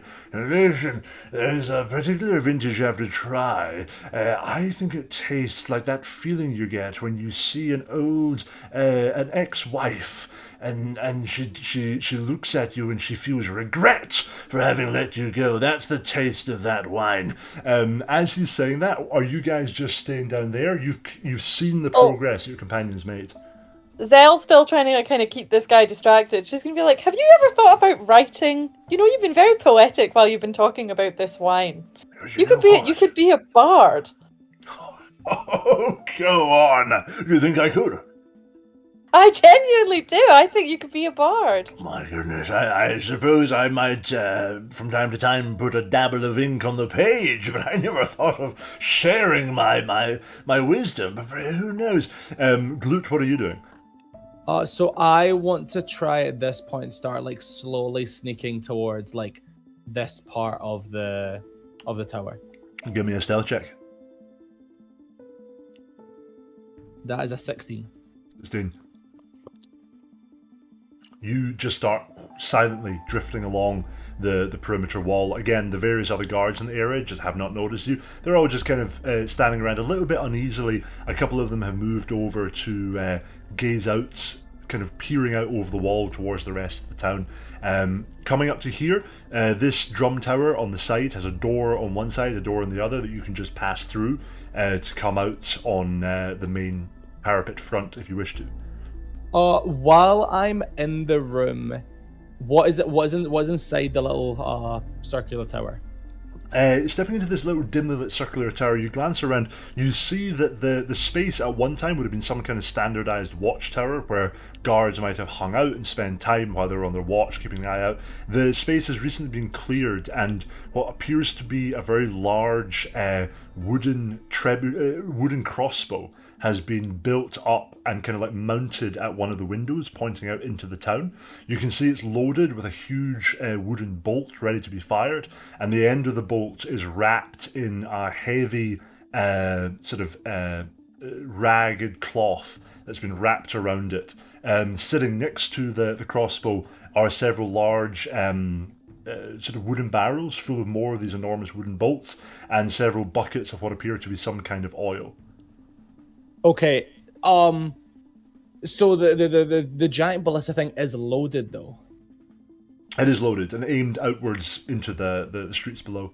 So if I go over to it, is there anything I can aim at out in the street level, which like isn't like it's just like in the middle of the road? Could I clearly fire something that's not going to immediately cause harm to anyone that's there? Yeah, I mean, you could just fire at one of the houses or one of the buildings below, just like fire it into a wall or something. You can also see the wagon that you left outside is just sitting outside full of wine. I'll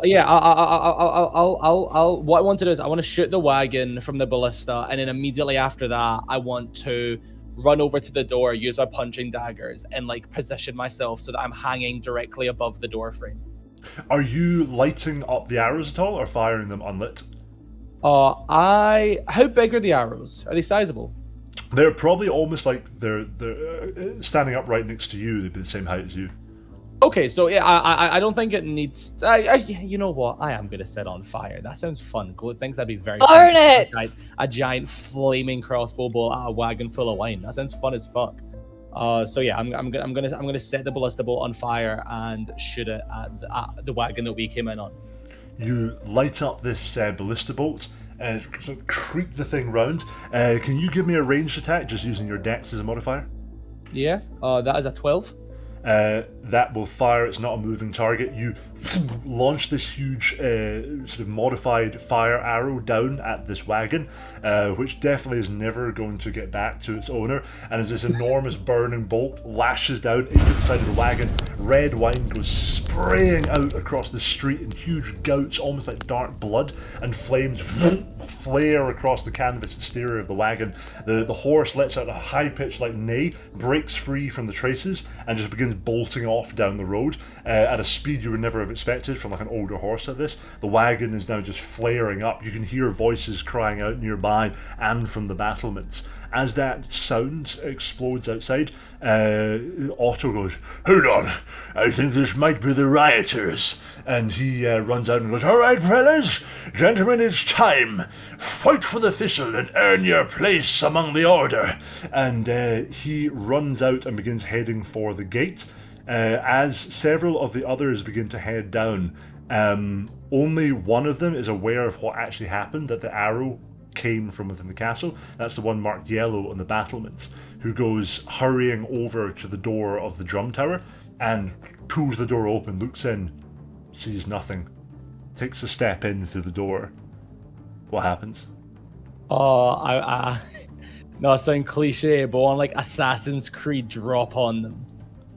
Steps in, just for a moment maybe thinks they hear something and kind of begins to look up, and then you just down on top of them, like crashing them onto the ground. What are you using to attack them? My punching dagger. Absolutely, roll to hit. With advantage, because they're surprised? Oh, they are surprised, yes. That is a 19. That will absolutely hit. Your blade just punches down into their back. Roll damage. Because it's a punching dagger, would it still be a D4? Yeah. Absolutely. Yeah, sweet. That is 5 piercing damage. 5 piercing damage. Blood gushes out from this individual as you pin them down on the ground. You just kind of find a little nook between the plates, drive the blade in there. At this moment, I need everyone to roll initiative. That is a 22. 17. Oh, nat 20, 21. Hey. I also got a nat 20 for my initiative roll. Oh, great. We're getting them out of the way then. Yeah, we're the getting only them. nat 20s in combat.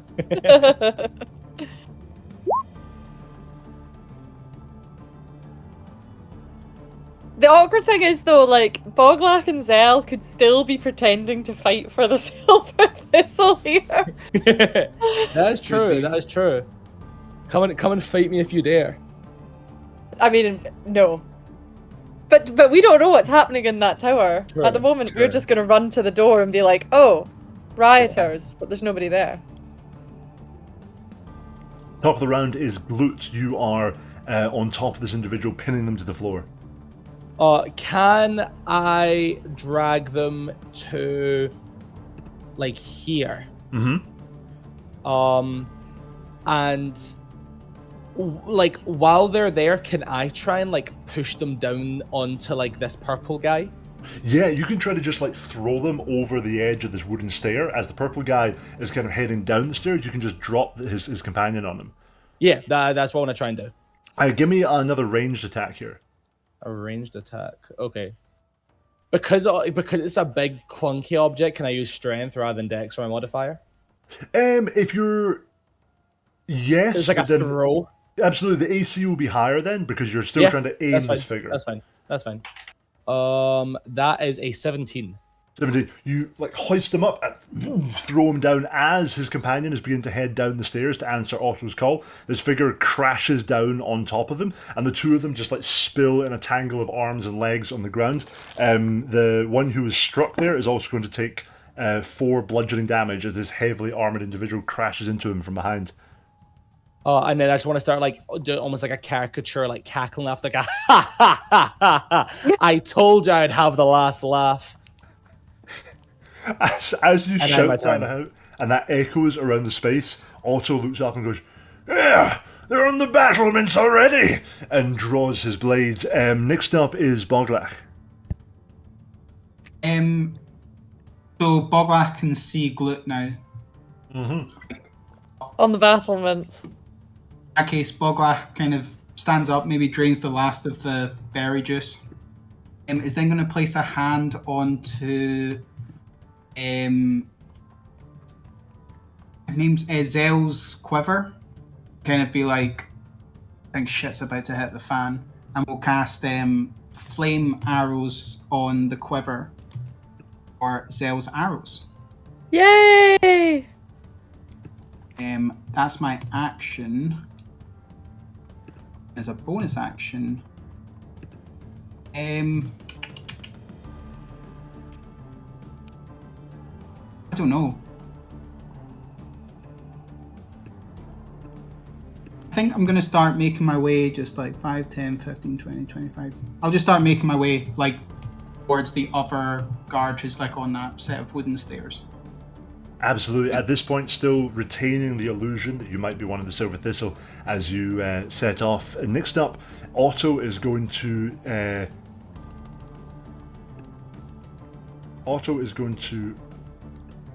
get to here, and he's going to draw a small kind of light crossbow up from his belt, crank it back, fire at Glut.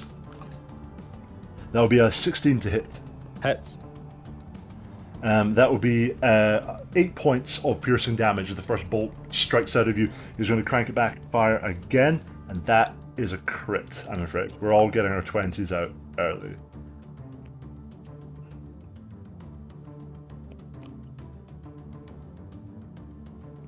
So that is going to be 14 points of piercing damage as this crossbow bolt lances up, strikes into you again. He ends his turn, and next up is Zell. Oh, I'm still trying to decide what Zell's gonna do. Because I still can't work out if she's gonna continue pretending to be Silver Thistle or if she's gonna come to Glute's aid.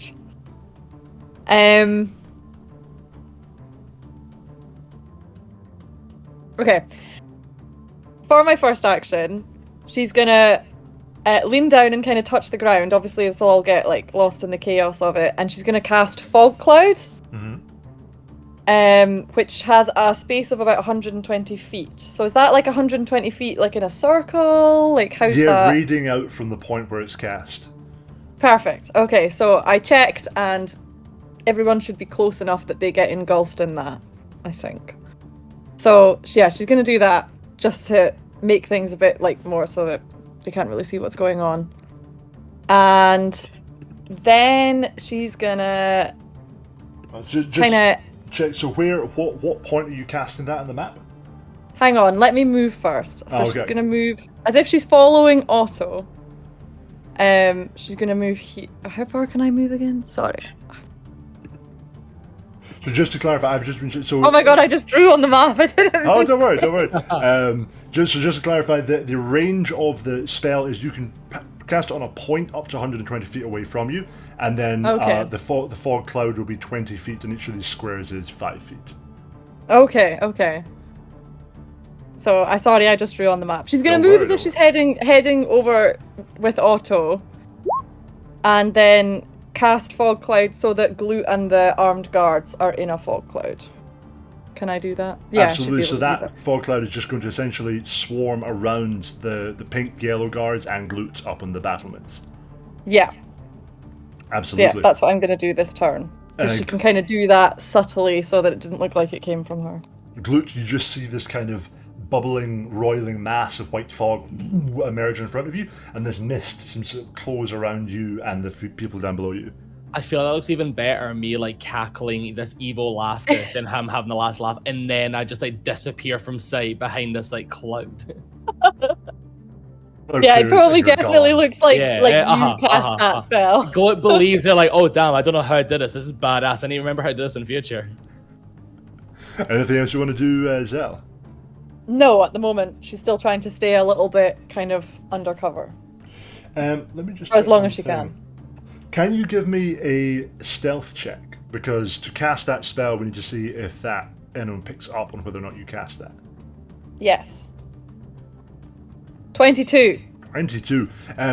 You kind of mutter under your breath, you move your hands, kind of conjuring that mist into the air, and in the chaos that's unfolding around you, nobody notices. As that mist forms, you hear someone going, I think they've got a magician in their midst.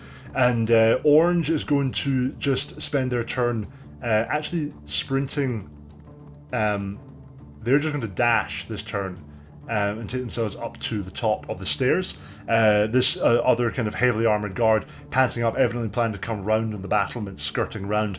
As they head up there, the one who was ambushed in the drum tower sort of drags themselves to their feet and staggers back up the stairs out of the fog cloud, but is unable to see the person who attacked them, and is just kind of in this disorientated, bleeding state.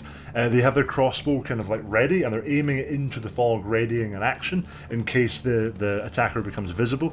At that moment, you hear the sound of double doors crashing open as two of the guards who were pursuing Glute emerge onto the stairs and go, "The little one got away!" And they come running down to join into the fray, ending the round back up to Glute. Okay, so is this cloud like you can't see anything, or is it just that you can see if you're really close to something? Let me just check. No, you would have to be within 5 feet of anything to see it. Okay, well in which case...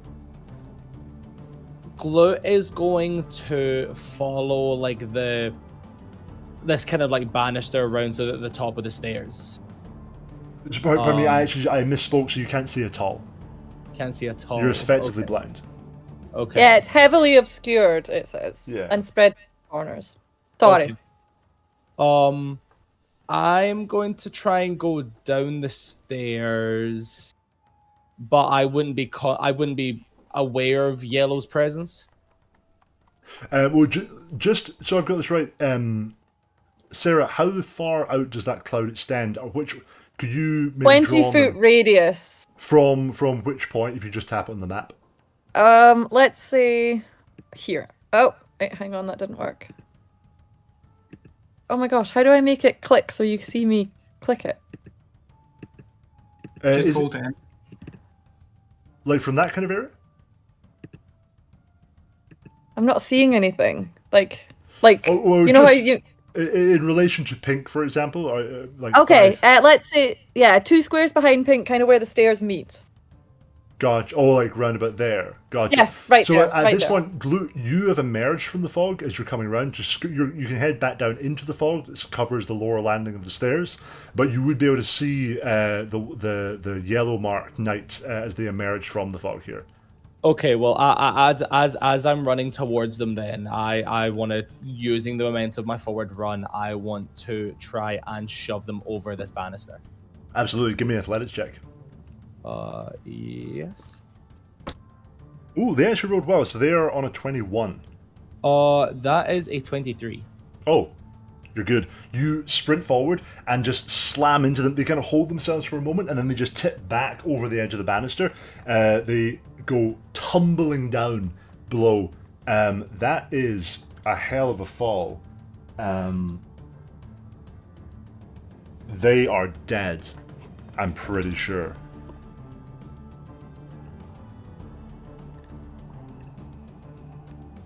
Yep, that's them. I think I got through like half of the damage. They tumble down to the ground below, hit the stone, you hear a loud audible snapping noise, blood jets out across the stonework, and they lie absolutely still. And then with the rest of my 1, 2, 3, 4 movement, I want to run here. You duck over. As you get up to the edge, you can see what appears to be a trail of black smoke curling up over the town from the lower regions of the settlement. Sweet. And I'll end my turn there. Boglach, what are you doing? No idea. I think Boglach is confused as more and more people start coming out. While it's nice to keep up the semblance of a disguise, I think it may have got a little bit over their head. Not Glut specifically, but there's a lot of people here, and I think into out of the fight is not the way to do it. So, looking towards the two that have come out, Boglach is just going to send an acid arrow to Blue. Fire away. I will cast that at third level. Why not? It's going to be a nat 1, so an 8. Because they assume he's an ally, would that be like a sneak attack? No. Urgh. So that would miss, sadly. Boglach missing, not too sure what to do. Boglach, in a panic, you see these, it almost feels people swarming out from every direction. You turn, fire off that blast of bright kind of sickly green energy as the poison kind of like lashes past, or the acid lashes past them, strikes into the wall behind. You kind of like ducks and looks up and goes, "A traitor in our midst!" and draws his blade as well, kind of like focusing in on you, Boglach. I'm going to attempt something. Boglach is going to walk forward, and a lot of the time Boglach has tried to like pretend to be something else, like really aggressive this session, which is not what Boglach is like. Boglach's going to try and be true to themselves. He's going to like almost timidly be like, sorry, there's something I needed to tell Otto, but I didn't get a chance. We're attacking from both sides. I thought you were coming in through the back. It's going to be chaos. Quick, we need to get back inside and stop them. Friends. Comrades. Give me a persuasion check, but the DC is 20. A -1. Let's hope a miracle happens. Oh, wait, hold on. Pardon me. I want this to be doable, but at the very highest level, so this is 19. Yeah, so that's an 8. So That's an Boglak 8. has messed it up. No worries. You shout that, but at this point, they're not even listening. They're just seeing people firing off magic spells in every direction. One of their friends just got thrown off a walkway and is now dead with a broken neck. He just lowers his head, lets out like a guttural animalistic grunt, and begins to run towards you. I think Boglak just looks pissed off and it's just like, bring it then. And he's just ready to absolutely mess this guy up when he gets within range. It was a valiant effort. At that moment, as you kind of like head down, get ready for this combat, where are you happy with your movement, or are you moving over?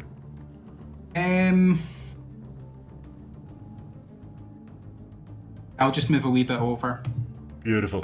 End of your turn there. Otto turns around, kind of having vaguely grasped what is going on around here, and turns towards Zell and goes, I think I may be too trusting in my old age. What can I say? It's the poet in me. And he draws up his crossbow and fires off 2 shots at you. First one will be a 22 to hit. That will hit. That will be 7 points of piercing damage. Oh, second one will be 24 to hit. Well, that's gonna hit. And that will be 9 points of piercing damage as that second crossbow bolt sort of slams into you. These are bolts rather than arrows, so they land almost like punches, driving the air out of you as they pound in. He's going to spend the rest of his turn moving, and he's just going to move to here to try and put a bit more space in there. As he falls back, next up is Zell. Okay, so from the ground, since she's got the air knocked out of her, she's going to pull her bow out. Oh, you're Now, not down. You've not been knocked fully down. Am I not down? No, Oh, no, okay. that was just you were kind of rocked for a moment. See if I'm firing off these flame arrows. Like, do I add anything to the damage or the whatever? It's 1d6 for 12 pieces of ammunition. Perfect. Okay, thank you. Problem? Perfect. So yeah, she's gonna fire 2 arrows straight again in really quick succession straight at Otto. She was gonna try and play it off a little bit longer, but since he's gone first, then no qualms about trying to go for him. So that is the first one's a 17 to hit. That hits. Perfect. And that's oh shit. Hang on a minute. So I just add another d6 onto it, right? Absolutely, yeah. D6 fire damage. Okay, so that's going to be 13 points of damage. 13 fire points damage. of damage. 13 altogether, including the fire damage? Yeah, well, it was 11 plus 2 for the Beautiful. D6. This flickering, burning arrow lances through the gloom, strikes into him. He lets out a yelp as flames kind of lick across the cloak he's wearing and kind of begin to sizzle and bubble the leather that holds his plates in place. He staggers back and goes, "Oh, this is what I get for being too sensitive," just as my ex-wife said. And he drops the crossbow and reaches for his sword. Anything else you'd like to do, Zell? She's going to go straight in for another arrow. Straight at his hand, reaching for the sword. So that is 15. That absolutely hits. Perfect. Okay, so that's... So she's going straight for his arm this time, reaching for his sword, and that is... Sorry. 6 points of damage that time, 5 plus 1. That second flaming arrow streaks towards him, strikes in, and this time the flames seem to spread under the armor, catching the undergarments he's wearing to kind of pad the armor. As these flames flicker across his skin, the armor begins to smoke and glow as these flames begin to catch on. He lets out a high-pitched scream and goes, "Curse you, Esmeralda!" and sort of crumples onto the ground dead. Oh, yay. Nice. As Otto meets his tragic end. Everyone loved Otto. I mean, Zell is a little bit sad about it because they did kind of bond over the poetry for a second. But, needs must. You would have bonded less if you'd seen his poetry. At that moment, one of the archers up on the stairs over to your left steps up and levels a crossbow at Boglach, fires off 2 shots. First one will absolutely miss. Second one is a nat 1, that's going to miss as well. 2 arrows just bounce off the ground next to you, Boglach, just kind of like pinging away. You get the impression that despite their heavy armor, despite their excellent armaments, these individuals aren't particularly well trained and are very nervous under these circumstances. With shaking hands, he misses these 2 shots. The individual who kind of just burst out of that door begins to head down here. They're going to fire off 2 shots towards Glut again, who they've just kind of heard attempt to plead with them. That will be a 24 to hit. Hits. That would be 9 points of piercing. Pardon me, fine towards Boglach, just to clarify. Sorry, what was the... I did wonder, I was like, Glut's all the way up on the armament, the battlement. 9 points of piercing damage. 9 against me. Need to make a Constitution saving throw then.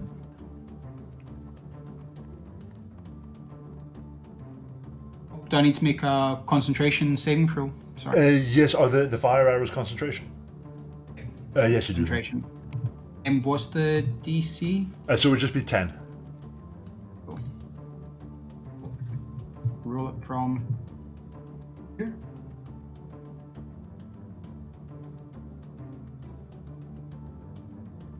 Oh, 12. Maintain it. You maintain concentration despite the pain kind of washing over you. You're able to kind of hold yourself together. He's going to fire off the second one, but the second one absolutely misses, ending his turn. Green steps down to join him and fires off 2 crossbow bolts at Zell. First one is a nat 1 and misses. Second one is a 17 to hit. That does hit, just, yeah. That will be 8 points of piercing damage. Another crossbow bolt fires out, strikes into you. This is your 3rd crossbow bolt in a matter of about 12 seconds. Yeah. Back to the top of the round with Glut. Okay, so from here, what I think I'll do is I'll move 1, 2, 3, 4, 5, 6, 7 spaces there, and By the way, Malcolm, the music has changed to forest night ambience. Yeah, it's very chill. It's very, very chill. And after, so was Pink the guy that shot Zell or tried to shoot Zell there? Green was the guy that shot Zell. Green. It's okay, don't worry, I'll get him. Okay, that's fine. That's fine. Well, anyway, I attacking me, hitting me, that's all fine, well and dandy. But I'm now seeing Zell literally just get doosh doosh doosh with these crossbow bolts, and that's really distressing for Glut. So Glut's gonna rage. Just as you rage, I just need to check because Zell, you've taken damage 3 times. So are you still trying to hold your fog cloud in place? Oh yeah, that is. Let's see. It's concentration, so if you can give me 3 Constitution saving throws. Okay, give me 2 seconds. First one's only 11. Second one's 7. Oh, you lost it. The cloud vanishes on that second one. That's okay. That kind of, it actually clears the way for Glut as the fog vanishes. Glut now has a clear visual down onto the one below, who's kind of dragging, having been knocked down by his companion, is dragging himself up to the feet as the fog vanishes, turns and just sees this furious figure racing down towards him.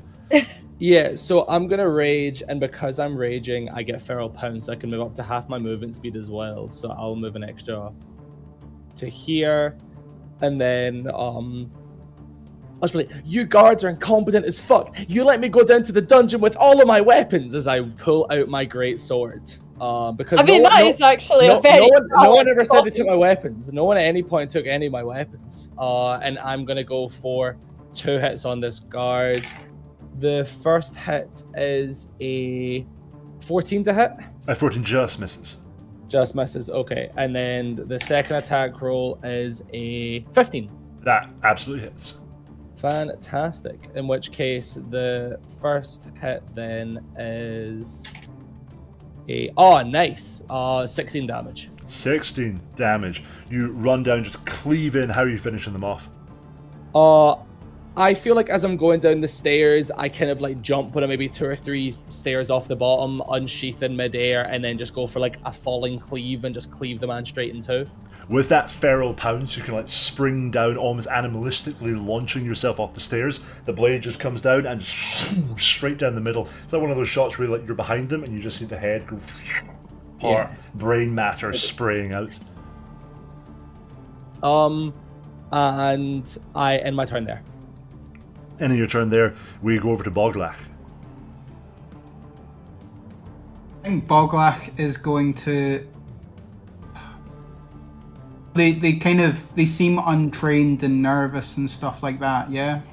Pretty much, yeah. I think Boglach is just gonna walk a bit towards blue and green, just look really like tired and dejected, and just be like, "There's been more deaths today than I've seen in weeks of travel, and just lay down your arms. What's the point? You're gonna either be killed, or you could maybe make a run for it, but." I want to say to like Don't end punctuate well. this point is after the person splits in half, Glut just starts cackling even louder than before, just like ha ha ha ha ha. This was indeed an ambush, and a companion over there I can't really control. You'll be cleaved apart. Might as well get a running start.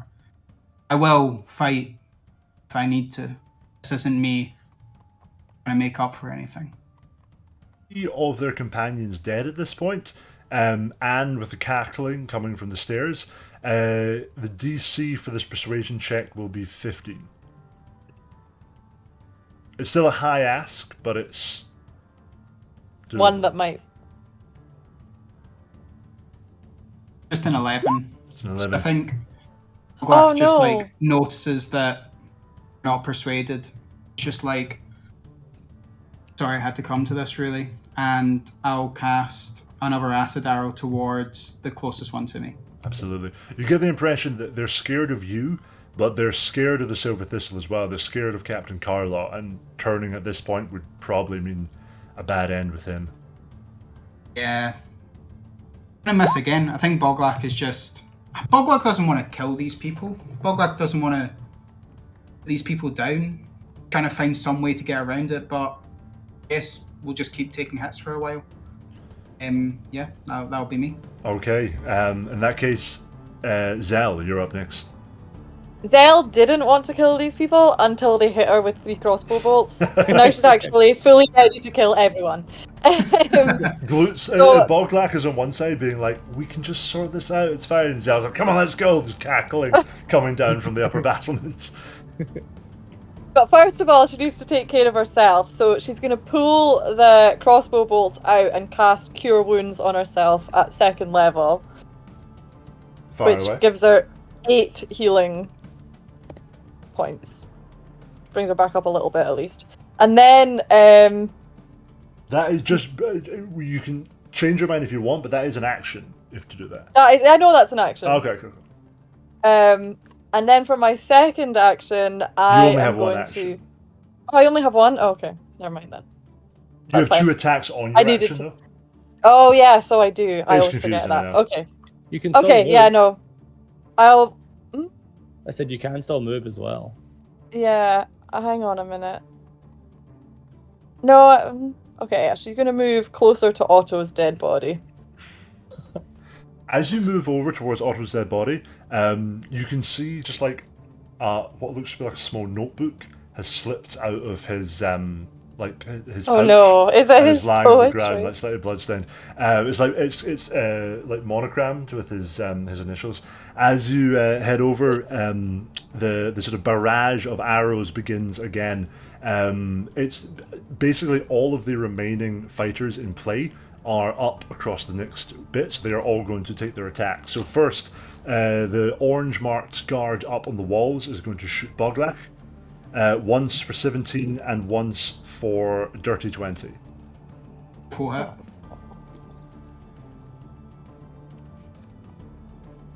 So that'll be 12 points of piercing damage from his 2 arrows as he shoots in.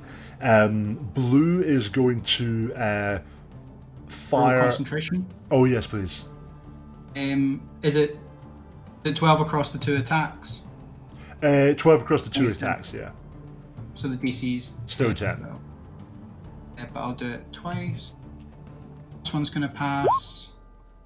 Second one's gonna fall, so no more flaming arrows. No more flaming arrows. The other two, not realizing that the flaming arrows have stopped, they've just seen that one of your party is like dealing out flaming Oh, arrows at no. the people around them, and then just cast a spell to heal themselves. So they both train their arrows on Zell. The Great. first one is a 23 to hit. Yep, that'll hit. That would be 5 points of piercing.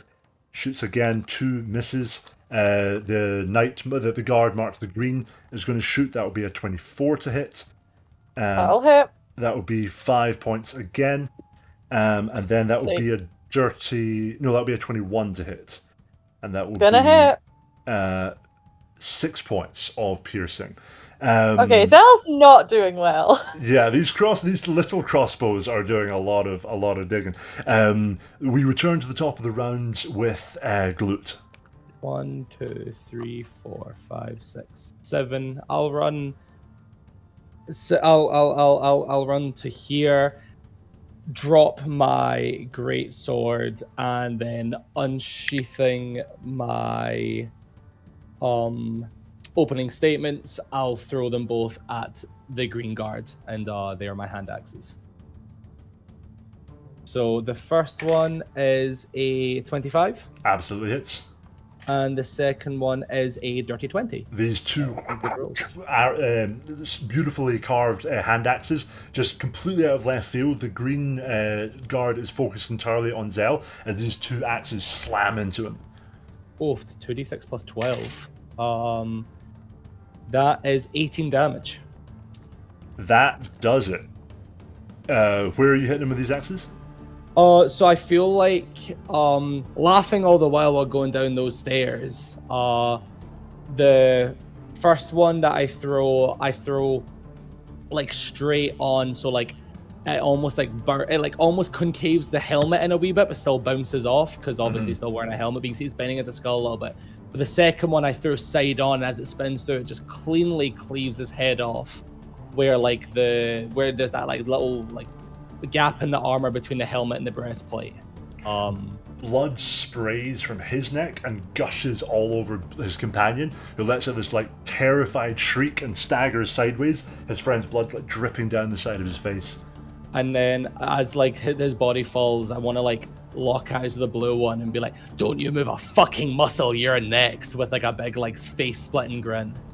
The one who's still alive and has blood all over him kind of looks towards Glut and then looks back towards Boglach, and this time looking towards you, Boglach, there is like this pleading look in his eyes as he looks at you, kind of thinking back to some of your previous statements. Literally told you, I cannot control this individual. Like, you kind of brought this on yourself, mate. Like, sorry. Zell's coughing up blood in the background. Boglach, you are up next. Boglach's just going to ignore the guard that's now like completely turned, charging 1 second, angry the next. Boglach is just confused about nobody listens to sense sometimes, but anyway. I'm going to bonus action healing word for Zell. That'll be at 2nd level, so it's going to be 2d4 plus 4. You're going to get 10 hit points back, Zell. How many? 10. I saw it. It cut out again. 10. Sorry, 10. 10. Sorry. Thank Oh, don't you. worry. And then I'm just going to check that this works. So produce flame is a cantrip. Mm-hmm. I can cast that. Again, I know it can be 2 spells in 1 round, but it can be a cantrip and a leveled spell, can't it? Yeah, I mean, if the cantrip's a bonus action. It's an action cantrip, but the bonus action was healing word. Healing word. Okay, gotcha. Does that still work, or does it have to be a bonus action cantrip? I'm pretty sure as long as a cantrip and a leveled spell, it should be fine. I'm going to double check that just to be 100% sure. No problem. And then it just says that you produce a flame, and then when you cast the spell or as an action on a later turn, you can hurl the flame. So I'm guessing I can just cast it and hurl it 1 turn, like as an action.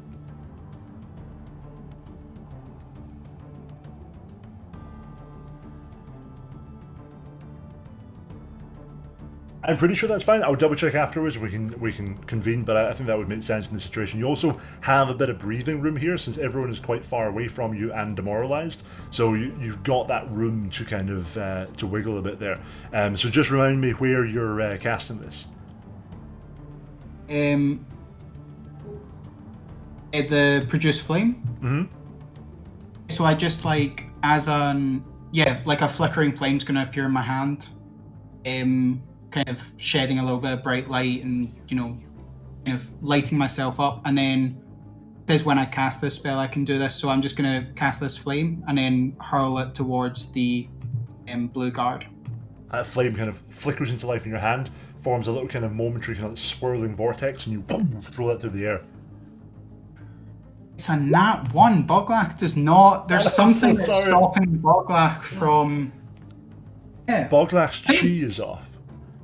Boglach has missed so many spells that it does make Boglach think like, I want to hurt these people. Like something's stopping me. Is it the thing that gives me power? Is it nature itself is telling me? And it's just sort of confused and ends turn there. In that case, next up is Zell. Okay. See, with bonus actions, can I cast them before I do my action? Yeah, bonus action can be anywhere in there. Okay, perfect. Because I can cast Hunter's Mark as a bonus action. So I'm going to look at the blue guy and cast Hunter's Mark on him. Absolutely. Once again, although others can't see it, you now see this kind of little kind of glowing green runic symbol floating above his head, marking him out. Yay. And then she's gonna take her. Sorry, I'm only operating off one screen, so it's a bit. There we go. And yeah, so then she's gonna fire an arrow straight at that bit in between the breastplate and the helmet again. Not on fire, but still doing something. And that is a 23 to hit. That absolutely hits. So that's gonna be. Hang on a minute.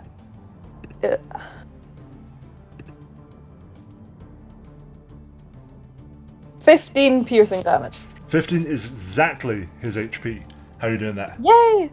So yeah, well she's aiming straight for the neck, so I guess it's going to go straight in here. So yeah. He staggers, with blood all over the side of his face. Then this little ball of flame flies by his head, and he kind of like ducks backwards to try and avoid the ball of flame. And as he bends his head back, the arrow just out of his neck. Perfect. Well, she didn't get revenge on the green guy, but she got revenge on the blue guy. At this point, there is only one left, standing at the top of the stairs. You can see this individual holding a crossbow bolt. He is the one who earlier on missed 2 shots when he was trying to shoot at Boglach, and kind of like standing there for a moment, he just drops the crossbow onto the ground and goes, "No, I'm not particularly partial to the whole Silver Thistle thing anyway. I could take it or leave it. I was just sitting watch."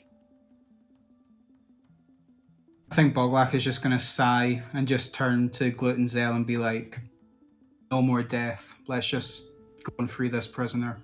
Let's go. Zell's going to be like, let's use him to get us to the prisoner. I've got a better idea, and Boglach is going to use Disguise Self and turn themselves into Otto. Ooh. It's Firbolg magic as well. I believe should Oh. all be okay. Because I did actually just mess up the produce flame spell. You can't cast it and throw it at the same time. So good thing it missed. So there's It no was meant to there's be. no untold damage. Also, as a sidebar, can Zell take the notebook that she found by Otto's body and put it in her satchel? She's gonna have a look at that Absolutely. later. Slip that into your satchel. Unless anyone is going to stop him, the crossbowman is going to sprint down the stairs and try to leg it out through the gates. Oh, I had no intention of letting him live. I'm caught in the throes of my thang, so I'm gonna run after him barehanded, just laughing all the while. You can intercept him as he comes down the stairs and then begins to like run towards the gates. You can just jump in between him and the gates if you want to take an attack. I just want to tackle him to the ground. Oh yeah, tackle him. Give me athletics. He rolled a 4, so that's not. That is an 18. He's like running, head down, and you just clam into his side. He crashes to the ground. Yeah, and then I just want to basically lift his head up off the floor and just like slam it back in and just like keep repeating that. You watch as your companion pins the last remaining guard, the last remaining lesser thistle, onto the floor of the courtyard, and just begins to slam the head down as the front of the helmet begins to like cave in, and blood sort of pulses outwards across the stonework. The figure lies very, very still. I think Boglak, having completed disguising themselves as Otto, is just gonna put a hand onto Glut. Be like, deep breath, buddy. Let's go and free our prisoner now. Just kind of scary as always. Yeah, Glut looks at the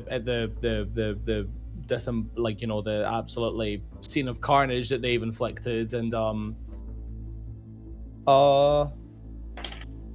projectile vomit all over their shoes, just like a completely grossed out with what it is they've just done. I think like matter of factly, Boglak is just going to be like, I know you want to throw up right now, but you are the only one that can lead us to the dungeon, so come on, let's go, come on. And kind of like a wee slap in the back is like, there, buddy. Yeah, Let's go. Zell's gonna come over to Glut and put her hand on her shoulder and be like, "You saved my life. Thank you." Yeah, like I mean this literally. Please don't mention it. It's Okay. It's literally all good. Wording of Can you that. lead us to the prisoner? Yeah. Of course. Yeah. Are there other guards still, or is that everyone gone? Yeah, I counted at least.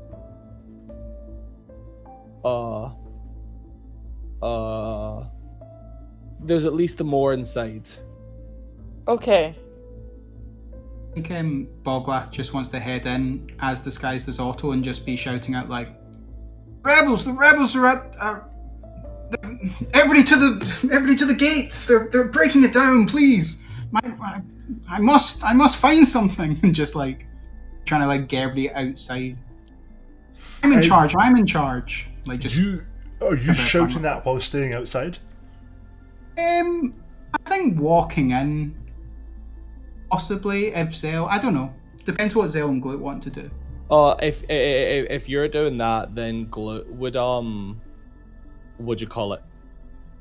Maybe go back upstairs into one of these rampart things to like hide. Okay, cool. Zell might come along beside you, because since the others thought she might be part of.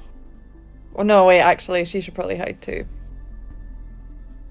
You guys are heading to take hiding positions while Boglak heads into the interior, calling out, voice echoing through the hallways. As you step in there, Boglak, you don't hear any sound coming back from the interior of the castle. Your voice echoes through these long, empty corridors, and you don't hear anything. Very distantly, you think you hear a kind of a metallic clunk, like something hitting the ground, and then silence. I think Boglak will then turn around and like look at Glut and Zell, wherever they might be hiding, and be like, Seems all clear. Maybe they all came out. Maybe they ran. I don't know. Some weird clanking though, and now I think about it, are here for a Lycan. I come down and like go into the main entrance with you then. Yeah, Zell's warily walking behind. You are back in the same large entrance hall that you were in before, Glut. You can see up ahead where the large kind of atrium opens up. If you head into that space, you'll have the stairs running up to the guarded study door, and then beyond that, another tunnel runs away towards the banqueting hall. Yeah, I'm actually gonna remember that I left all my weapons outside, and I'll try and be like, oh, actually, I think I need to get some fresh air just momentarily, and then return just laden with all my weapons again. Be like, oh yeah, that fresh air really hit the spot. I think I'll turn to Zell and say, this whole plan, I was kind of thinking that we were rescuing somebody. Kind of forgotten that we were rescuing a werewolf. If they transformed, that's bad. Oh?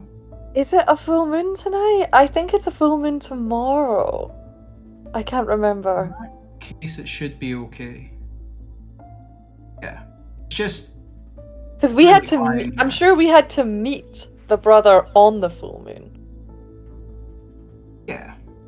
Okay. But it does seem very quiet in here. It's scarily quiet. Nah, it would be fine. All the Silver Thistle probably just ran because they were scared. We literally have nothing to worry about. Run where? The secret exit, night shit. Somewhere that's not here. Guys, I don't want to fight a werewolf. Anyway, the dungeons are this way. That's fine. Okay. Together you set off into the sprawling, silent interior of Castle Lochilvin as outside smoke begins to rise in ever thicker clouds from the lower town, and the strange silent stillness seems to thicken around you where every footstep sounds like the echoing clang of the bell you heard earlier on ringing out across the town, now ringing out through the stony, dark interior of the castle. And that is where we will leave tonight's session. Well, I mean, something bad's gonna happen. Oh, I know. Oh, jeez. Anyway, thank you guys so much for watching. Once again, artwork for the characters that you see on screen right now by Jessica Bowen. Her Instagram page is down below this video if you want to check her out, and hire her to do your character art because she's great. The music was provided by Nerdiest Maximus Studios, whose Patreon you can find below this video, and whose music all his patrons can use in their own media, which is fantastic. And the maps you've seen on screen throughout and in the background right now are created with Inkarnate.com. And I do also have I literally have poetry here from Otto. Ready? Yay! Oh my god! No, you don't. Read me Otto's poetry. No. Right, as we're going through the corridors, Zell's rifling through this notebook. Just come on, what's Otto's poetry? Nah, I gotta save it for the next session. No. The cruel ex-wife, a spectre of strife. Her presence a storm, a tumultuous life. In hindsight's gaze, regrets now rife. Divorce's decision, a dagger-edged knife. She yearns for the past to undo her strife. Oh. Did you write that while we were battling? I have to admit, I used ChatGPT. I was gonna say, like, if you had written that before the session, it was like, how would you navigate that into like? No, I said, write a 5-line poem about Otto's horrible ex-wife and how she wishes she hadn't divorced him. Amazing. Anyway, thank you so much for your time, and we'll see you in the next session.